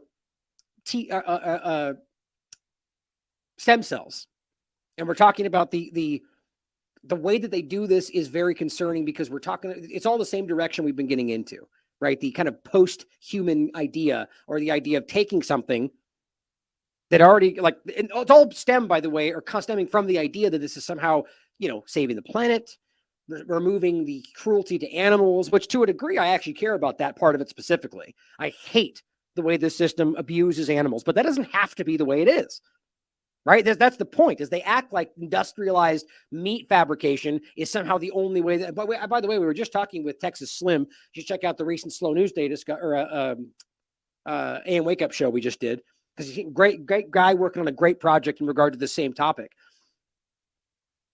But the way that this is going forward is about kind of creating a situation where, one, they can grow the food and no longer need this kind of natural system. But the overlapping discussion while we're talking about modified organisms and mRNA is what else might be going on here. And is this even healthy for you? And does it do the things that they're telling you it does, like save the environment? I'm going to go ahead and say that I don't feel good about it. Upside Foods and Good Meat are these two companies they're talking about. There's plenty more of them. But as Tom Rentz chimes in and says, well, the Biden FDA that approved the safe and effective, which is nothing of the kind, COVID-19 injections have now approved lab-grown meat. Chicken is first. Remember when, now, the interesting thing is we have fake meat, right? We have like plant-based and different kinds, right? But this is the first one that's lab-grown that is being put out into the world. Chicken is first. Remember when the rhinos, I'm not sure, I think he means what, Republicans in name only? Is that what he's talking about? Opposed Missouri bill? Gene therapies, not entirely dissimilar to the COVID injections, can be hidden in manufactured meat. Now, it certainly is a theory, right? This is just if you can't acknowledge that's possible, not even to get into whether they would do it, we have to at least argue, of course, that's possible. Should somebody want to do that for whatever reason, you could do that. So just keep that in mind. I'm not saying we can prove that it's happening, but that's pretty crazy to think about, especially when we've already proven that there's 1,000 things they've done that cross a lot of lines. And then we also have to remember my point about moral bioenhancement and all the other conversations they've had, where they literally argue that if something like this was for the best interest of society, well, that's morally preferable, they would say, for compulsory moral bioenhancement to be administered without the recipients knowing. So they would do it without you knowing because it's better for you. This has been argued many times over the years. So here is an article from 2020 talking about the myth of cultured meat. Makes a couple of interesting points. With this high level of cell multiplication, which is what they're using, and I'll get into how the more specifics on how it's working, some dysregulation is likely as happens in cancer cells. So they're right out of the gate, they're going, well, there's a problem here in regard to how this could be unhealthy. It says the control of its nutritional composition is still unclear, especially for micronutrients and iron. Consumer acceptance will be strongly influenced by many factors, and consumers seem to dislike unnatural food. So early on, they were going, look, people don't want this. People don't want lab-grown food. They don't care. That's a point that I don't think gets pushed enough. They don't care that you don't want this, right? The people, the hierarchy enslaving you, don't really care about what people want. That's supposed to be the opposite, right? Aren't they the living embodiment of our collective will? Isn't this a democracy? Clearly not. They make up the decisions about what they think is the best for their agenda and then sell it to you as something that benefits you and then create a kind of theater show to make you think you chose it. That's how this stuff tends to work. But the bottom line, that whether or not you care or want this, it's not your choice. Just like the injection, just like climate change, all the things they're doing are for your best interest because you don't know better. You're too dumb to understand. Let us teach your kids what we want because you don't know. You're a bigot. That's where we are. It's a problem. Well, let's get into how this actually works. And here's a great article from On Green Planet. Is lab-grown meat unhealthy? safe to consume. It says it goes, oh, let's just actually start down here. Where was it? Right here. It says the scale required for making lab cultured meat feasible, this is the important point, for mass consumption will be the largest form of tissue engineering to exist and could introduce new kinds of genetically engineered cells into our diets. There's a lot of these things that nobody wants to talk about. It's sort of like how they don't care that we haven't really studied 5G, at least not in the ways they want you to see, or all these different things they've already rolled out. What about the transgender movement? Well, what did she just say? It's like we're building a plane while flying it. Seems to be happening everywhere, doesn't it? These are just already rolling out before we even understand what might be happening. And then once something as a byproduct happens, they go, oh, well, here's another thing we'll provide a solution for that problem. Probably also was already laid out in the wings. The point is we should care before it gets rolled out, but they don't. There are obvious problems here that aren't being addressed. Candidate topics for research include the safety of ingesting rapidly growing genetically modified cell lines, which is what this is. As these lines exhibit the characteristics of a cancerous cell, which include overgrowth of cells not attributed to the original characteristics of a population of cultured primary cells. These genetically modified cell lines could exhibit the characteristics of a cancerous cell. It's essentially what they are. While these companies don't disclose much to the public about their processing methods, which how is that? Why would that be the case? Their public parent patents reveal the creation of oncogenic or cancer-causing cells.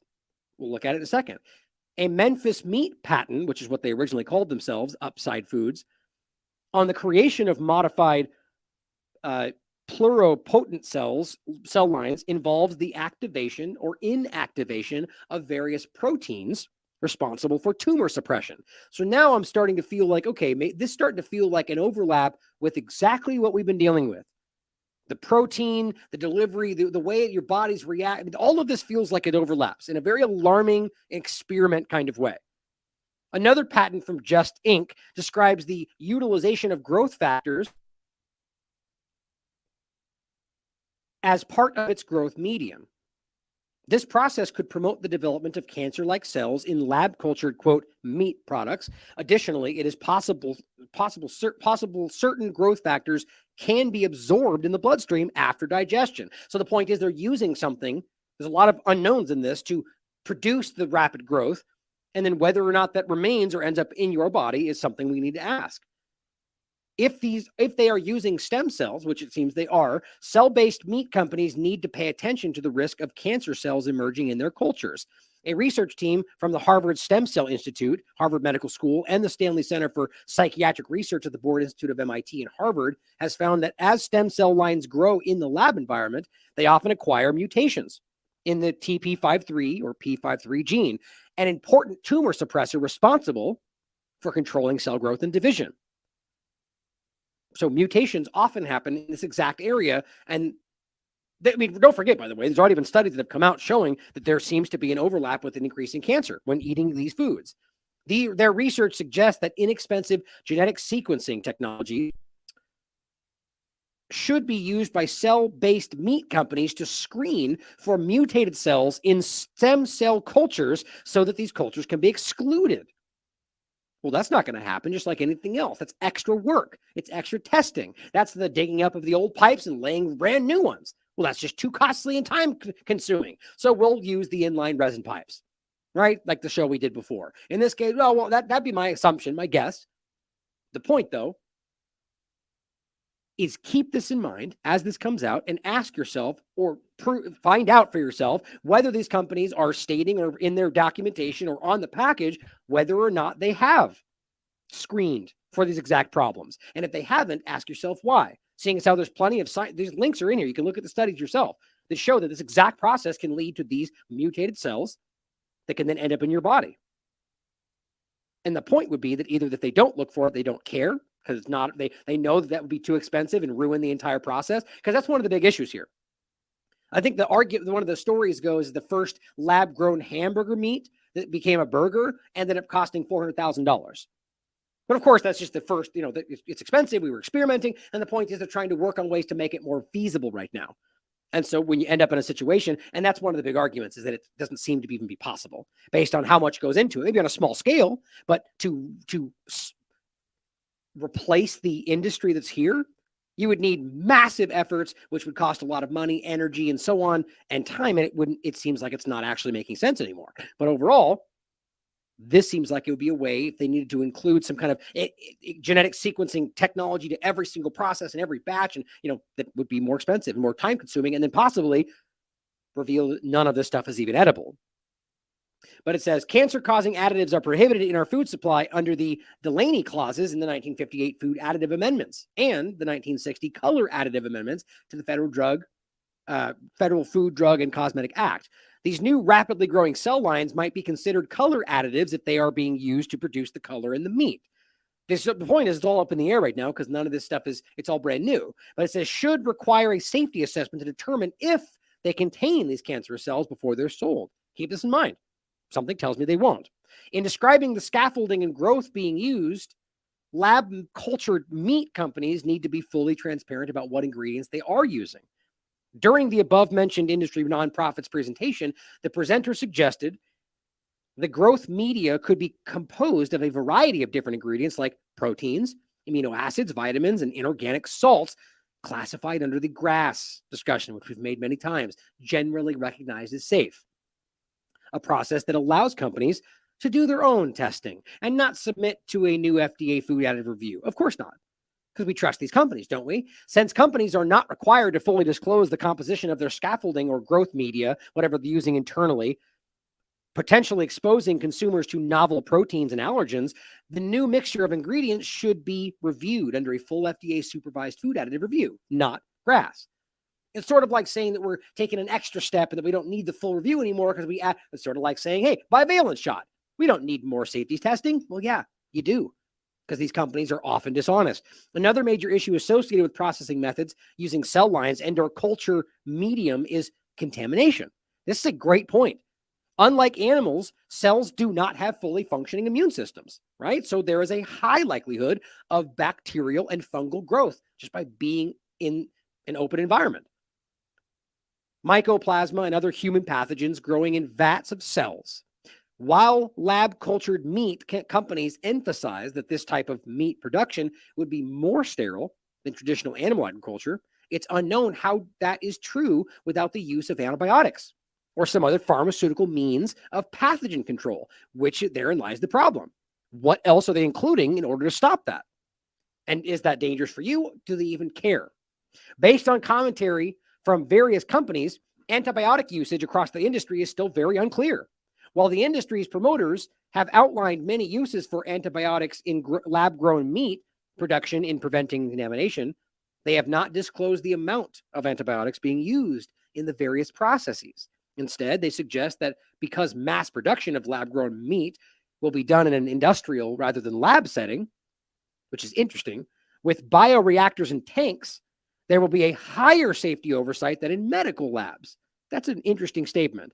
It is suggested that the many preventative measures in the industry will maintain a sterile boundary and deter antibiotic use and production. Deter doesn't mean not use it. It remains a question of how a food production plant would somehow be more sterile than a medical lab. Like, think about that.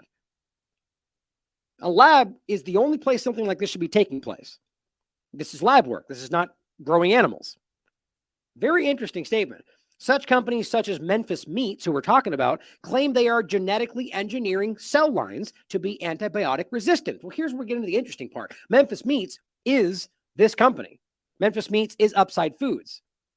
Memphis Meats, Upside Foods. Okay, so what's terrifying to me is that we're talking about a company that is already being promoted and already approved by the government using genetically engineered cell lines that are genetically engineered to be antibiotic resistant. That's crazy to me. So now you're talking about, is there an overlap there? We already know with what we're seeing with GMO foods, with the GMO injections, that there is stuff that translates, that there is an overlap, whether it's genome, the DNA and your genome and all the different conversations we've had. That's a problem. We already see a problem with the antibiotic resistant fungus and different things growing. What is that going to do?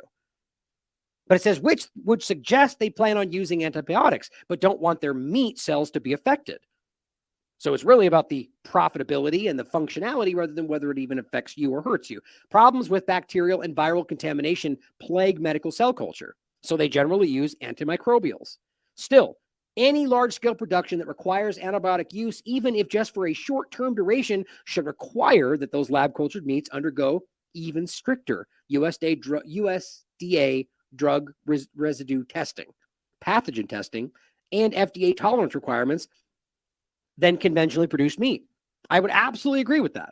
Many other companies claim they don't plan to use antibiotics in expanded production, which begs the question. In addition to supposed sterile bioreactors, are they using other undisclosed processes to prevent contamination? For example, Future Meat Technologies describes the use of a special resin to remove toxins. Now, are they even required to disclose what that is? I guess we'll find out. But seeing as how it's already been approved, I guess we'll have to find out after it's being eaten. These companies have also not disclosed plans for how they will dispose of the toxins from bioreactors, scaffolding, and culture media like growth factors, hormones, differentiation factors, often including fetal calf serum, blood, and horse serum, and antimicrobials, commonly added to culture cells to prevent bacterial and fungal contamination, particularly in long-term cultures. Hormones, guys, think about the overlap. That's endocrine disrupting chemical concept. Like Peter McCullough made that point about hormones in your food and how that leads to the same problem.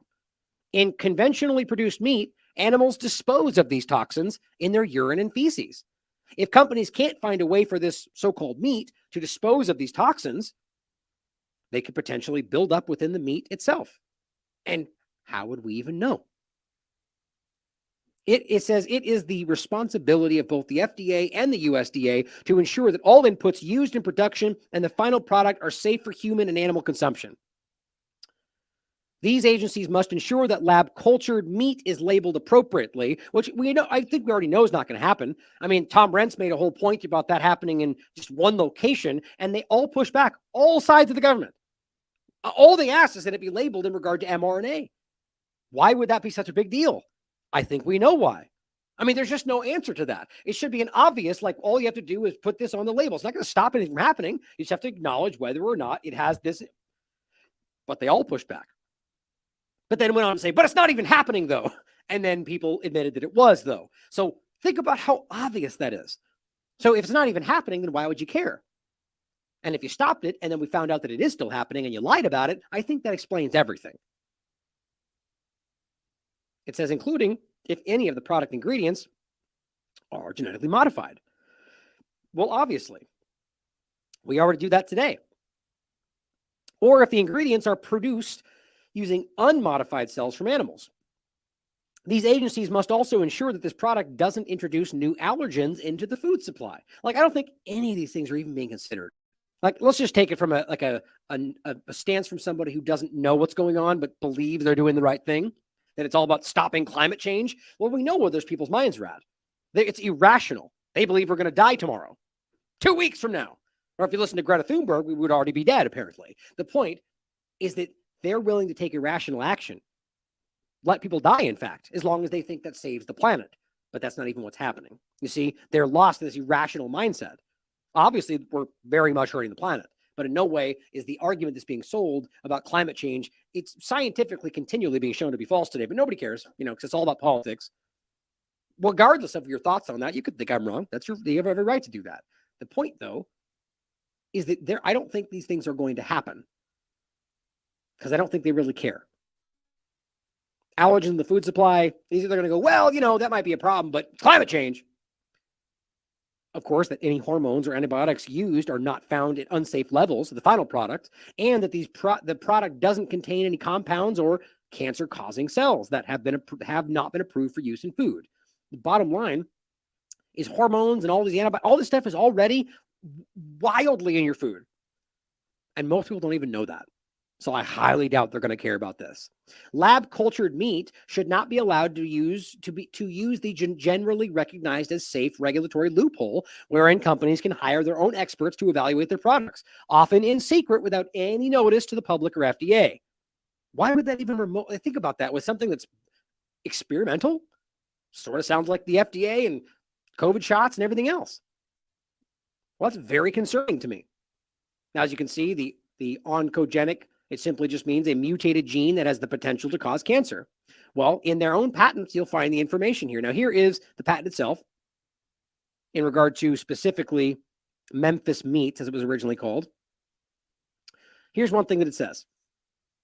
In some embodiments, the cells of the cellular biomass, which we recently talked about, by the way, I'll just show you that article in a minute, like the general concept of biomass and Biden's future of the bioengineering future. He put out that whole document. But they're saying these are the cellular biomass are primarily, again, stem cells, as we were telling you, or what they call self-renewing stem cell lines. Well, that's interesting. Let's look at what that is. It also says in some embodiments, the cells of the cellular biomass are myoblasts, myocytes, fibroblasts, induced pluripotent stem cells, hepatocytes, and the point was the pluripotent and whichever, that was the main point of the article made in any case. The point, though, is I'm more interested in the self-renewing. But overall, these are discussions of cells that can be potentially cancer-causing or in that same line. Well, here, I think that was it, right? Yeah. Here is just a quick study from 2009 talking about the mechanisms of stem cell self-renewal. You probably won't be surprised to see what it says. Self-renewal is the process by which stem cells divide to make more stem cells, perpetuating the stem cell pool throughout life. Self-renewal, I mean, it's interesting, by the way, think about the self-amplifying mRNA shot that continues to the sustained synthesis of the spike protein, which is what that is. It's interesting, right? I think there's more going on that overlaps here. It says self-renewal is division with maintenance of the undifferentiated state. This requires cell cycle control and often maintenance of multipotency or pluripotency, depending on the stem cell. Same overlap.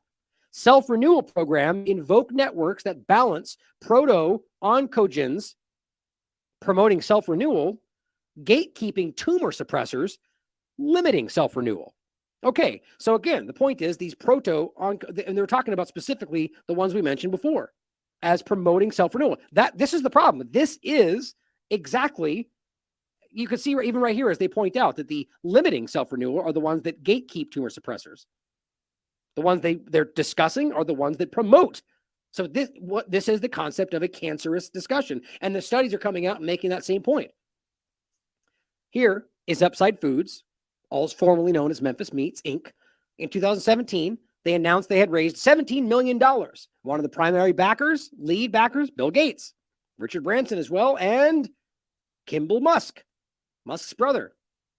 January 2020, another round of money, a big one, $161 million. SoftBank, but as well as Richard Branson again, Bill Gates, and Tyson Foods, Future Ventures, Kimball Musk, Tyson Foods, right? It's garbage chicken nugget kind of stuff. It doesn't surprise me at all. Well, just to show you the article itself, this is, help from Bill Gates. Shouldn't surprise anybody. Also, just want to make a quick point to the cellular biomass point about what this actually is, the patent. We just talked about this in general. You should read this. We did a little bit of focus on the human biomass part of it. It was one of the discussions in the article, using basically dead bodies to kind of create some new form of energy. It's very interesting and alarming, but the point nonetheless is that this is a real direction, and I think it's funny that it overlaps now. But on top of that, the other point to make is that they've clearly come out with more information. This is 2019. Cultured lab meat may make climate change worse. That's interesting, isn't it? Growing meat in the laboratory may do more damage to the climate in the long run than meat from cattle, says scientists. You can read it for yourself. It's the same points we're talking about. The fact that when push comes to shove, it's sort of like when you realize that a lot of those green energies that they were discussing, which by the way have uses, and they said if they're being forced, it's all about choice. The point is, but done a right way, there's all sorts of what they would call green technologies that could be utilized to help the environment, if you want to look at it like that. But it shouldn't be forced, and it shouldn't be some World Economic Forum led discussion. My point, though, is that this same conversation, when they did it on a mass scale, quickly was shown to not be feasible, which we're now realizing, right? I think that was a choice. Same point here. They realized, wait a minute, when you actually flesh this out, it's more expensive, it causes more problems, and it's crazy. But that doesn't mean it can't fix that problem. The point is, though, this is being pushed. I don't think it's even about solving the problem. As Wittgenstein recently pointed out, lab-grown meat suffers significant setback with shocking new scientific findings. Lab-grown meat is up to 25 times worse for the environment since it needs pharmaceutical-grade production, which we just discussed, to make it fit for human consumption. It's crazy. Well, here is the actual page for Upside Foods. You can look at it yourself, but I just wanted to look, you guys can read through how it's done. What else are we talking about besides this kind of mass reproducing cell reproduction? It's a cancer concept, right? Harvest formula and enjoy. So just thinking about where this is going, to take it to the extreme conclusion to where it's already being discussed, we see things like this. The artificial womb. Well, what else is this but the same concept? Growing an organic concept in a lab. Well, step one, it's already happening.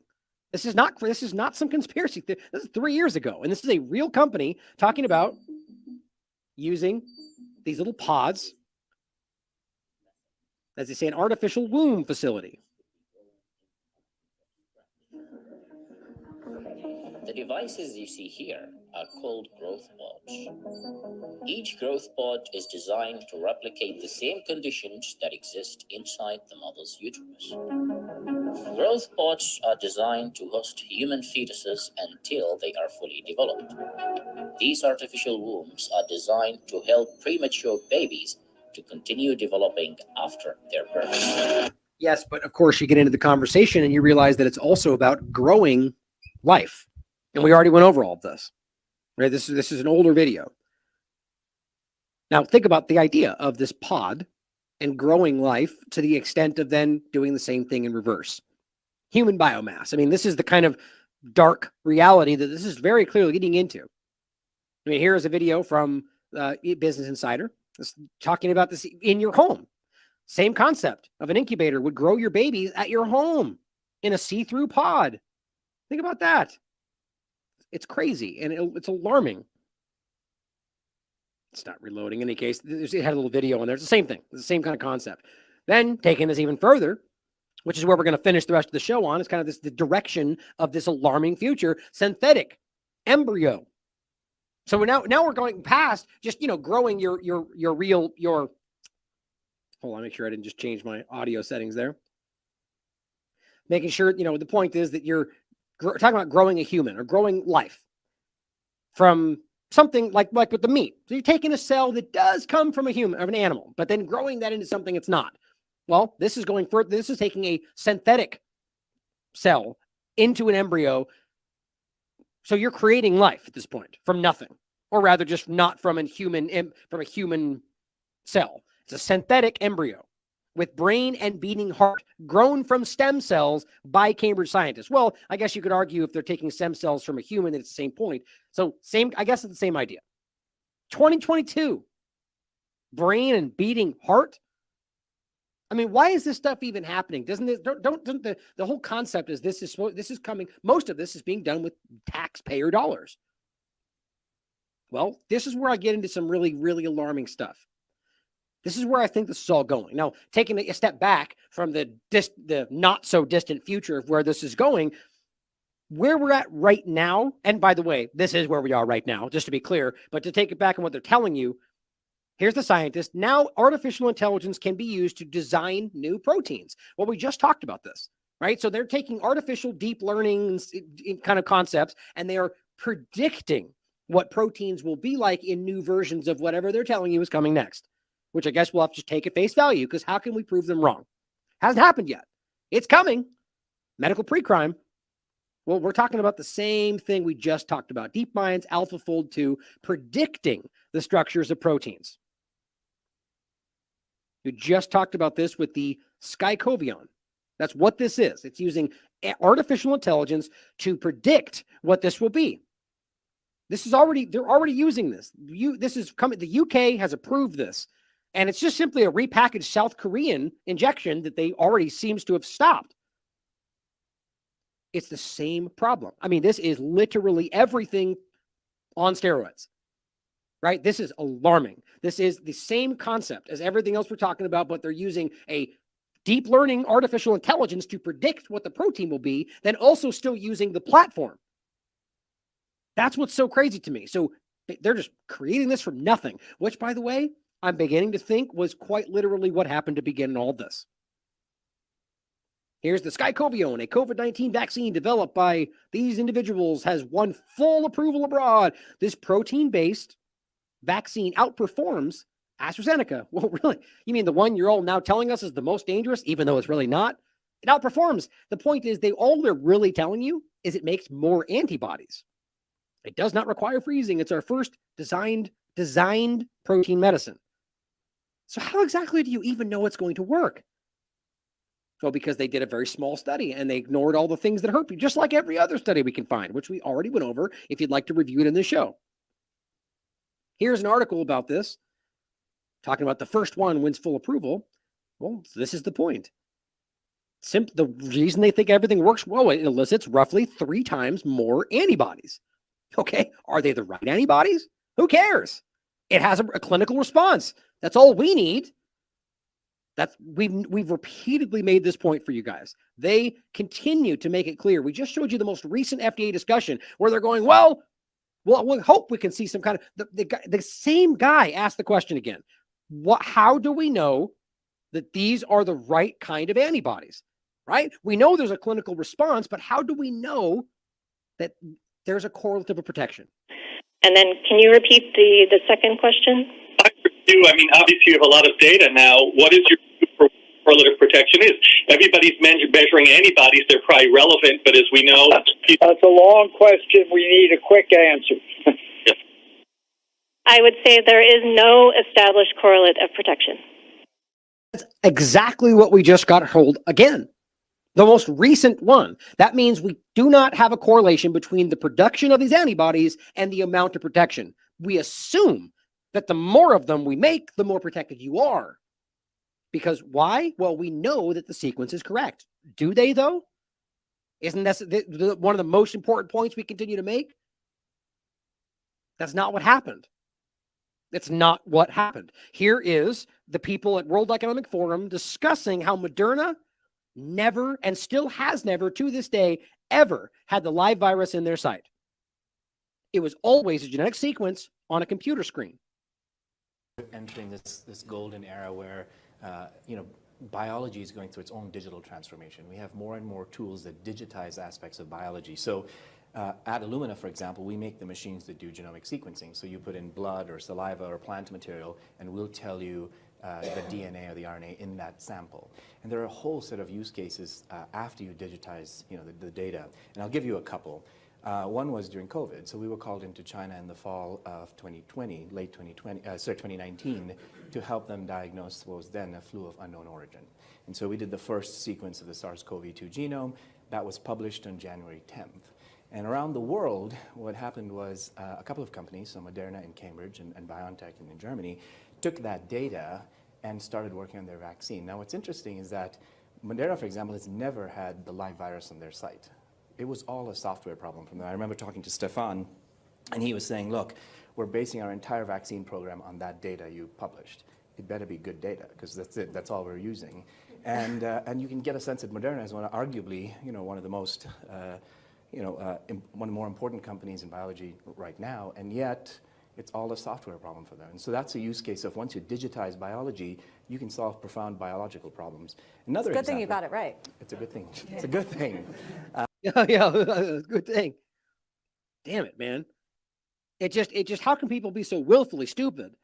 Like, think about what you just said, right? I mean, here's the document I show every time, and this is on the Wayback Machine, because for some strange reason, Moderna has deleted the work they did. Why would they do that? Aren't they proud of the timeline?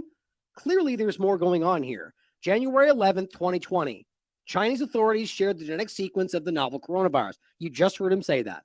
2 days later, January 13th, they had already finalized the sequence. Which, by the way, I don't even know how that's possible, first of all. But over on top of it, it's a computer screen with a sequence sent from China. Which, again, the point that I always make is this is Donald Trump's Operation Warp Speed. They didn't let us know. China, Wuhan flu, all those statements, except Trump's warp speed for both Pfizer and Moderna clearly just blindly took China's information, then made the basis for all the injections, but somehow we're arguing they didn't let us. Come on, guys. As I said, we got to be smarter than this every time. Either Trump is not aware of this, which you could argue, and somebody else is pulling the strings, or he's well aware. Either way, they didn't let us know is a provable lie. They were involved. They worked together. The information came directly from China. They based the entire program on their information while Trump was telling you that they were lying to everybody. I mean, try to make sense of that. The point is that by March, they were already injecting people. And you can prove, as I've played every time, that the CDC from China has admitted that they had not isolated it when they sent that. And why has the data not been shared? No, they didn't isolate the virus. That's the issue. My point in replaying all of this again, for those that have seen it many times, is that we're talking about something that you can prove was based on the same concept they're doing now, right? The idea that this is a genetic sequence on a platform. The only difference, well, we assume, is that they didn't manufacture the spike protein from a genetic sequence on a computer screen using deep learning. But did they? This is the question I posed today. Is that what happened? Have we been lied to from day one? Well, obviously, yes. But is it this lie? Here's the AI for protein folding MIT review. This is from 2022, I believe. Yeah, 2022. But what it says is by the end of 2020, DeepMind, which is what we're talking about with this, this is the same conversation. Or was it? Right there. The DeepMind AlphaFold 2, this is for the Skycovione, that is predicting the protein structure. It's saying by the end of 2020, DeepMind, the UK-based artificial intelligence lab, had already produced many impressive achievements in artificial intelligence. Still, when the group's program for predicting protein folding was released in November of 2020, biologists were shocked by how well it worked. Well, it's interesting. Well, I know this does say January 11th, 2020, right? But we've had many different changes throughout this process. Omicron, all these different inputs that suddenly changed everything. I wonder whether this was something that was executed or possibly came out before this, and this is just when it was told to us. My point is, here's 2023. How scientists are hacking genetic code to give proteins new powers. Well, that's pretty terrifying. So now we're going past the idea of actually just predicting the protein structure, but they're actually hacking the genetic code to give those proteins other characteristics that you might not even be aware of. Starting to see where we're at. This is 2023. The point, though, is going to 2020. Artificial intelligence for COVID-19 drug delivery, discovery, and vaccine development. This is the same point. This is the concept of predicting this using artificial intelligence. This is August 2020. So did this already get applied? Have they already tried to predict the protein structures using the platform and a genetic sequence from China, which has never been proven, never been isolated, as far as I can tell, using Koch's postulates? You can disagree with that. The point is, you can prove, according to their own statements and information we can prove, that this, when it happened, they did not even need it. So what's the conversation here? You can scream all day that they isolated it well past this. But what does it matter if they never needed it to begin with? They took the sequence, they made the injection, it never changed. mRNA 1273 is exactly what they're still using today. In some variation, as they've added, the bivalents and new variants and so on, but that's the same point. So did they even need it? I think there's something to this, and I think what happened was there's some example of this, maybe from the very beginning, where this was the whole point. Creating a system where they can artificially develop all aspects of this. And then ask yourself if that's even about stopping some kind of illness or just about achieving some kind of end. Well, let's finish with going over the alarming direction this stuff is already taking. This is April 4th, 2023. This amazing molecular syringe could smuggle drugs and gene therapies into human cells. Well, gee, that sounds exactly like the conspiracy theory we were all told isn't real. Molecular syringe. These are tiny nanomaterials that can literally deliver drugs into your body. What does that remind you of? That's right, the Lieber-Langer overlap, the nano delivery particles that can deliver things like, mRNA instructions. Guys, that's exactly what is happening in the COVID injections. March 2023, the programmable protein delivery with a bacterial contractile injection system. I read that differently when I first looked this up or first read it. Yeah, contractile, capable of producing contraction. Interesting. So the bottom line is protein delivery, programmable protein. Okay, really understand how alarming that is in the concept of everything we're doing, and then ask yourself if that's already the case, right? If this was already applied earlier during this process. We talked about Omicron a lot with Botswana and the introduction of something new, and Botswana, the government itself is refusing to even tell us where they came from all the way to this day, acting like it's a racist thing, like we'll somehow make it about the China flu kind of game. Well, no, because 4 diplomats, which if I'm going to mention, I might as well bring it up. See, here's what I get. See, I'm doing good. We're almost at 2 hours. That should be a 4-hour show today, but I'm going to take too long right now. I'm going to try to rapidly finish this today, but the point is, as you can see, as I've shown many times, the Botswana government, this is their account, very clearly put this out, saying the new virus, this was Omicron, if it, assuming it's something that's real, on 4 foreign nationals was detected. On the 7th of November, long before, you look up right now where Omicron started, they'll tell you it's past that in South Africa. How does that make sense? On a diplomatic mission. It's saying the 4 diplomats tested positive for this on November 11th as they were preparing for a return. That sounds like something very fishy. They have diplomatic immunity, and no one's ever told us where they came from or why they were all sick and why wasn't the place they came from sick. Clearly something happened right here. The point, though, is whether or not this was an attempt to test something else. I'm just this is just theorizing. But the bottom line is that we need to ask whether this is now where it's going from their delivery, whether this is all a big experiment. The programmable proteins to achieve a certain end, like the ferritin spike nanoprotein or ferritin spike nano, what was the whole, I remember the spike protein ferritin injection.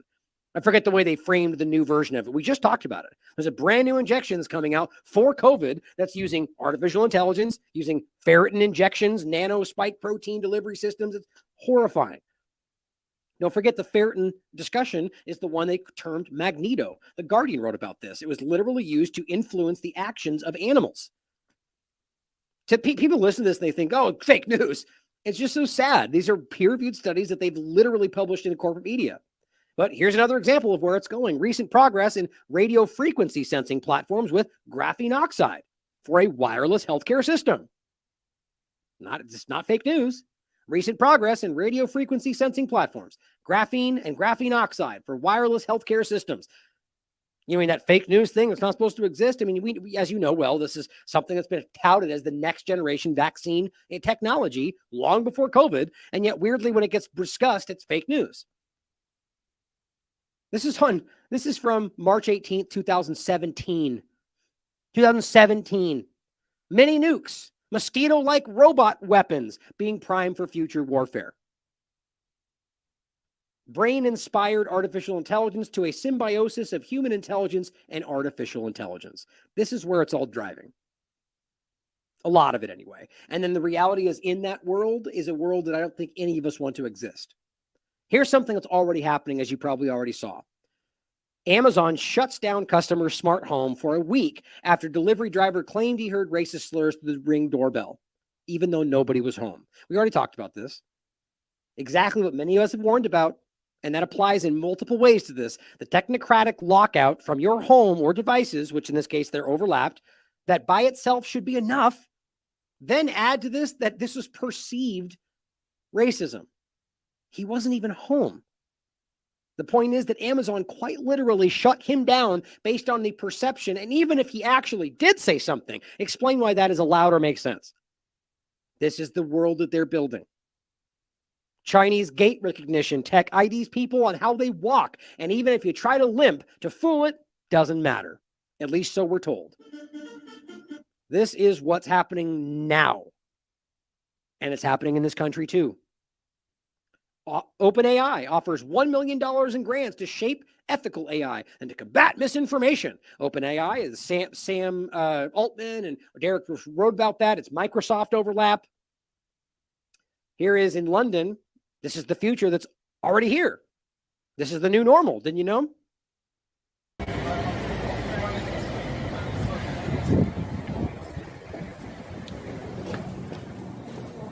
So look at this. You're in London, you're on a business trip, you're staying in Greenwich, and you want to buy some food. So you go into the local Aldi's, like this one, and you think, I'm going to go in here and buy some food so that I can feed myself. And then you approach the barrier, and look, you can't even get in the shop without having a QR code to scan here. Look at that. Or to scan here. And then you can go in and buy things. And then, and most likely going in there, you have to scan again, and your things you buy, which are all being monitored and tracked and graded and analyzed. And the point here is that you need a QR code, and that thing can tell you no, right? Oh no, you did something wrong last time, or oh, your social media post said something wrong, or you question climate change. Like, these are all real possibilities that we've already seen come to pass. Vaccine people who didn't take the injection should be shunned from society. We watched this happen, guys. Now this looks to me like the beginning stages of the digital prison that we keep talking about. Well, here, Jason Bassler also points out congestion pricing. They just figured out a new way to extort you. Proposals range from charging cars $9 to $23 during peak hours and will go into effect next spring. It's all for climate change, right? New York City will charge drivers going downtown.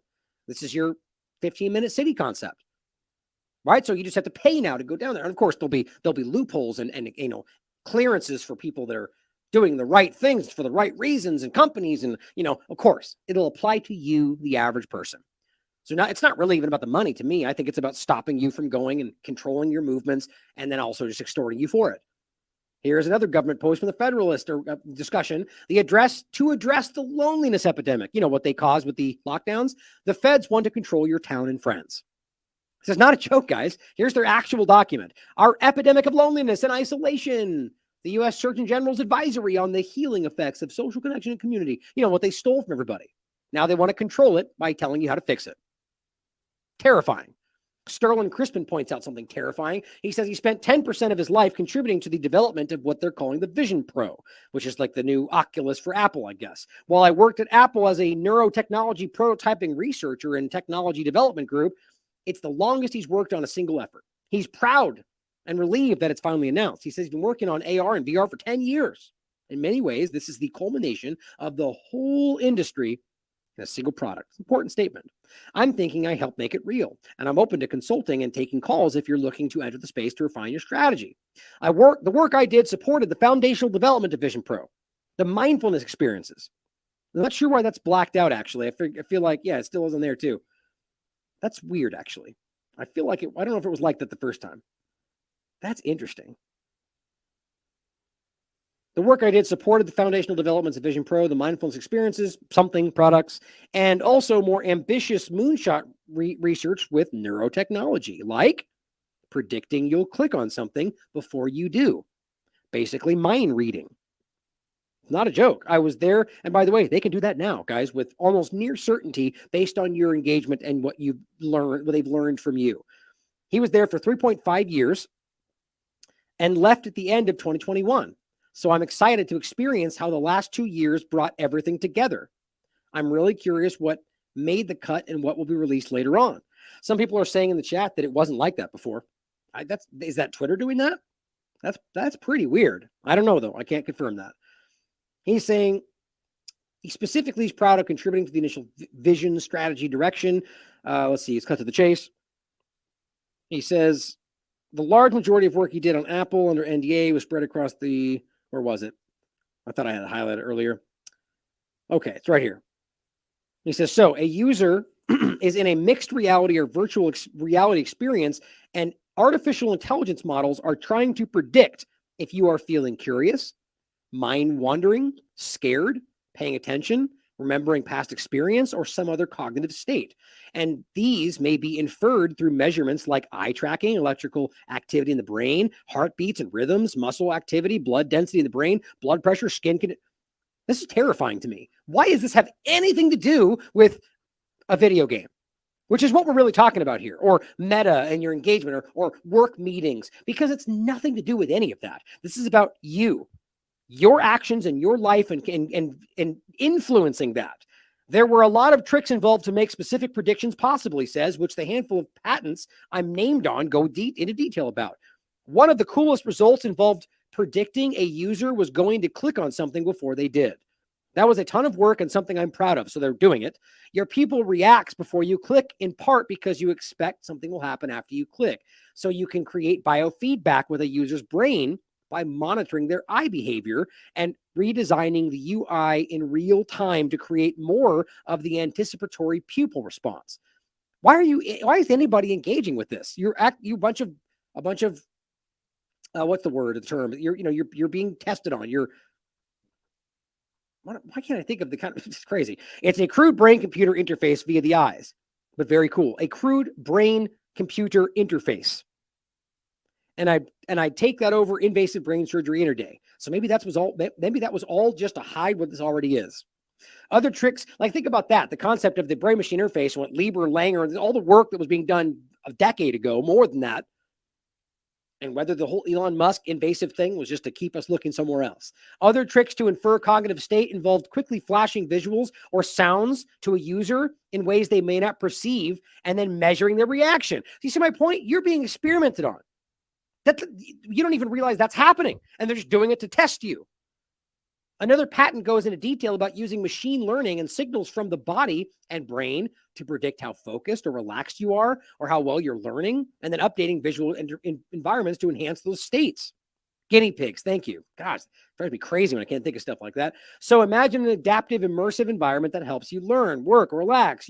That's the nice way to look at it. I'll show you some clips next which show you how nice it is. All of these details are publicly available in patents and were carefully written. Of course, publicly available in patents usually means nobody knows about it until people like us point it out. But it says a lot of people are a long way to this. I think that was the crux. Okay. So here is the future. We've already shown you this, but this is exactly, and I mean literally exactly what he is talking about. Welcome to your new normal. First off, a video. It's going to make you see the future and understand a wonderful future where we can use brainwaves to fight crime, be more productive, and find love. Let's roll. You're in the zone. Even you can't believe how productive you've been.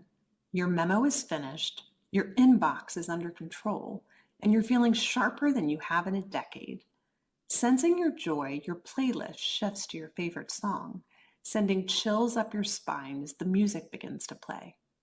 You glance at the program running in the background on your computer screen and notice a now familiar sight that appears whenever you're overloaded with pleasure. Your theta brainwave activity decreasing in the temporal regions of your brain. You mentally move the cursor to the left and scroll through your brain data over the past few hours. You can see your stress levels rising as the deadline to finish your memo approached. And by the way, we're talking about we're not talking about a headset, right? This is in the very near future they're discussing where you've got an implant in your brain because everybody does. This is just the VR part of it is just a stepping stone very shortly to get you to this point, which Klaus Schwab has been telling you the entire time is where we're going now, because he tells you we're in the fourth industrial revolution right now, which is when he says it's going to happen or that it already is. Causing a peak in your beta brainwave activity right before an alert popped up, telling you to take a brain break. But what's that unusual change in your brain activity when you're asleep? It started earlier in the month. You send a text message to your doctor with a mental swipe of your cursor. Could you take a quick look at my brain data? Anything to worry about? Your mind starts to wander to the new colleague on your team, whom you know you shouldn't be daydreaming about, given the policy against intra-office romance. But you can't help fantasizing just a little. But then you start to worry that your boss will notice your amorous feelings when she checks your brain activity and shift your attention back to the present. You breathe a sigh of relief when the email she sends you later that day congratulates you on your brain metrics from the past quarter, which have earned you another performance bonus. You head home jamming to the music, with your work-issued brain-sensing earbuds still in. When you arrive at work the next day, a somber cloud has fallen over the office. Along with emails, text messages, and GPS location data, The government has subpoenaed employees' brainwave data from the past year. They have compelling evidence that one of your coworkers has committed massive wire fraud. Now they're looking for his co-conspirators. You discover they are looking for synchronized brain activity between your coworker and the people he has been working with. While you know you're innocent of any crime, you've been secretly working with him on a new startup venture. Shaking, you remove your earbuds.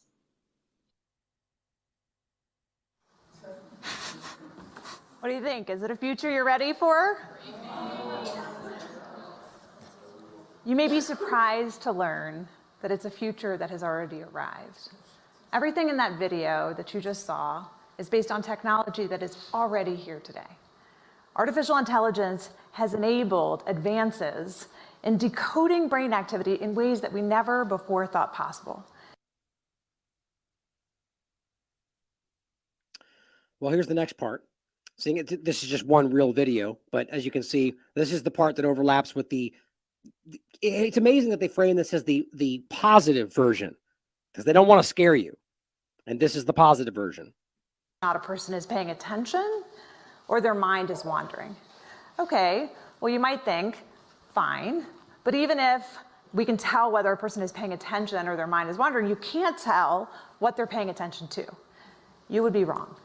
It turns out that you can not only tell whether a person is paying attention or their mind is wandering, but you can discriminate between the kinds of things that they're paying attention to. Whether they're doing something like central tasks, like programming, peripheral tasks, like writing documentation, or unrelated tasks, like surfing social media or online browsing. When you combine brainwave activity together with other forms of software and surveillance technology, the power becomes quite precise. So what do we do with this? What do we do with technology that enables us to monitor brainwave activity for attention? Do we embrace it? Do we resist it? I believe that there is a pathway forward with such technology, but it's putting it in the hands of employees, enabling them to use it for themselves as a choice, whether or not they want to focus, whether or not they want the technology in order to improve their own performance, but not using it as a measure of their brain metrics to decide whether to fire them, hire them, or to watch for their lagging cognitive decline over time and using it as a way to discriminate against them. We might soon even use the technology to help people wake back up. This is a haptic scarf that MIT Media Lab has developed, which uses brainwave technology in a responsive way to give a person a little buzz, literally, when their mind starts to wander, to help them refocus and hone their attention. Terrifying. That's literally what they're getting into with this stuff today. Now, here's one other thing that I haven't seen before, just an extra part of this, where she's discussing this in another conversation where this goes even further from what she was just saying. There's some really interesting research that we can plant false memories in the brain. And in a different context, one of the emerging areas that's really interesting in law neuroscience is pain detection. And once we understand the circuitries that cause pain, I guess the question is, could we then instill pain and use that in many coercive measures in the legal system as well? So. Wow, that's amazing. Did you want to add anything, Brian? Yeah, lovely future we're talking about here. Well, as Orwell points out, ChatGPT, or as Harari is, Yuval Noah Harari is pointing out, how AI could be creating soon its own religion. Right? So ChatGPT could create a new religion by writing its own sacred text, historians claim. I would love to believe this could not happen, but then again, I look around and I know that it can. She writes, this is Daily Mail. World on the verge of a new religion created by AI. This is where it's going. Futures Conference 2023. It's happening next month. Artificial intelligence, the simulation of human intelligence as demonstrated by machines.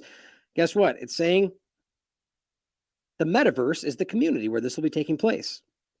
Probably be wearing those same devices, where they'll be grading and mapping and looking at everything you do and so on. The point is, they're telling you the word of the year for 2023, convergence. The bio-digital convergence. That is the Great Reset, Klaus Schwab. It's all the same conversation. That's where this is going, guys. June 5th, 2023. AI clones made from user data pose uncanny risk. But see, you're not hearing about this in the corporate conversation. You know, the idea that they could literally create artificial intelligence or digital clones of you that literally, and by the way, it already exists. It literally already exists. We've talked about this in the past, where people like the Pentagon and military or anything, they have little simulations of groups, communities, maybe the entire planet, who knows, where they have used your data to create digital versions of you, and they use that to predict and act. And this is a real thing. But whether this becomes a problem when the world becomes so digitized that we both exist in these both worlds, which I hope we don't get there, well, then what happens? Is your identity stolen by something online? I mean, think about this. And this is very, very concerning that nobody's even asking. Google engineer turned futurist is now predicting that AI-enabled immortality for humans is right around the corner. And if you can pay for it,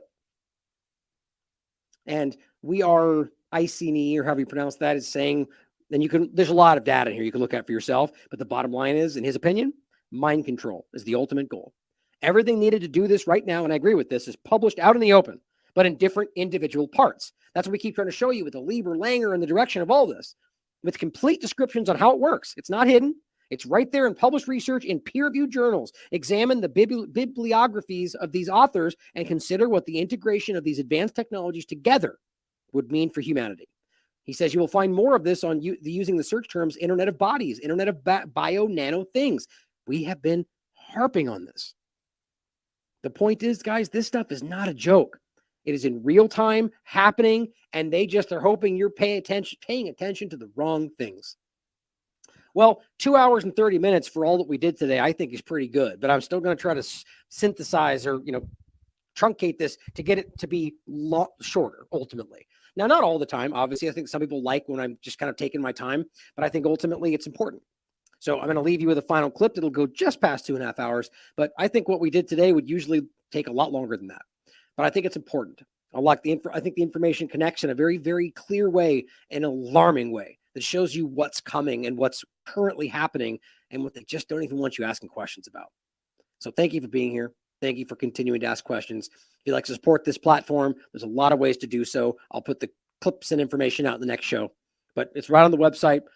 You can support us on our Substack, on our donation page on the website, Subscribestar, Cash App, Buy Me a Coffee, direct donation via mail, and every other way. We need your help, guys. We need your help because we are constantly under attack. We barely even bring that up anymore, but the point, it seems like everybody's under attack. We all under attack. But remember, we've been going through this for a decade. So we have struggled through this for a long time for you, for everybody, for ourselves, for the future. I really believe that. And this is all that matters.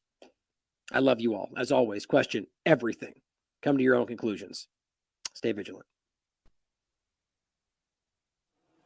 Let's also be clear. The future is not just happening. The future is built by us.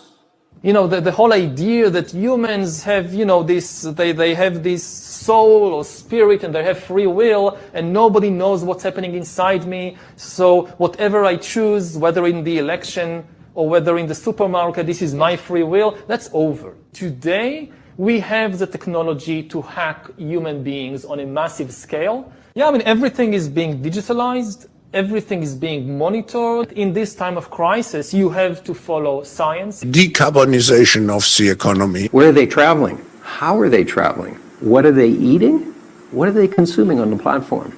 So, individual carbon footprint tracker. Stay tuned. We don't have it operational yet, but this is something that we're working on. My top recommendation, honestly, would be just to have a carbon tax. Often said that you should never allow a good crisis to go to waste, because a crisis is an opportunity to also do good reforms that in normal times people will never agree to. But in a crisis, you see, we have no chance. So let's do it. Surveillance. People could look back in 100 years and identify the coronavirus epidemic as the moment when a new regime of surveillance took over, especially surveillance under the skin, which I think is maybe the most important development of the 21st century, is this ability to hack human beings, to go under the skin, collect biometric data, analyze it, and understand people better than they understand themselves. This, I believe, is maybe the most important event of the 21st century. By hacking organisms, elites may gain the power to re-engineer the future of life itself. Because once you can hack something, you can usually also engineer it. Natural selection is replaced by intelligent design. The era of inorganic life is now beginning. In the coming decades, AI and biotechnology will give us godlike abilities to re-engineer life and even to create completely new life forms. We are about to enter a new era of inorganic life shaped by intelligent design. Our intelligent design. Nobody will be safe if not everybody is vaccinated. Are you vaccinated, if I Yes. may ask? Yeah, I mean, I'm very pro-vaccination. Yeah. I believe the science is unequivocal. The difference of this fourth industrial revolution is it doesn't change what you are doing. It changes you. If you take genetic editing, just as an example, it's you who are changed. And of course, this has a big impact on your identity. Can you imagine that in 10 years when we are sitting here, we have an implant in our brains, and I can immediately feel, because you all will have implants, and we measure your brain waves, and I can immediately tell you how the people react, or I can feel how the people react to your answers. Is it imaginable? Just think of sensors planted into our brains. Basically implanted in your skull. So, but it would be flush with your skull. So you basically take out a chunk of skull, put the Neuralink device in there. You'd put the electrode, you'd insert the electrode threads very carefully into the brain. To build basically an interface to the brain. Yeah. Electrode to neuron interface at a micro level. Okay, what is it? Like I'm gonna have like a plug in my head that's gonna fit into a hard drive? Like, or how does that work? Yeah. A chip and a bunch of tiny wires. This would be implanted surgically. And it would do what? Could you input? Could you download Jim? Mm-hmm. Yes. What The long-term aspiration for Neuralink would be to achieve a symbiosis with artificial intelligence. What we have seen so far, it's corporations and governments collecting data about where we go, who we meet, what movies we watch. The next phase is the surveillance going under our skin. COVID is critical because this is what convinces people to accept, to legitimize total biometric surveillance. One of the things that I think is so essential to free and open societies is freedom of thought. And up until now, the conversation we've been having is around freedom of speech. Once we can access people's thoughts and access people's emotion, we have to create a space that enables people to think freely. What the fourth industrial revolution will lead to is a fusion of our physical, our digital, and our biological identities. It is important to use the COVID-19 crisis as a timely opportunity. So people assume we are just going back to the good old world which we had, and everything will be normal again in how we are used to normal, in the old fashion. This is, let's say, fiction. It will not happen. The cut which we have now is much too strong in order not to leave traces. From the President's office in the White House in Washington, D.C., we present an address by the President of the United States, Dwight D. Eisenhower. In holding scientific research and discovery in respect, as we should, we must also be alert to the equal and opposite danger that public policy could itself become the captive of a scientific, technological elite.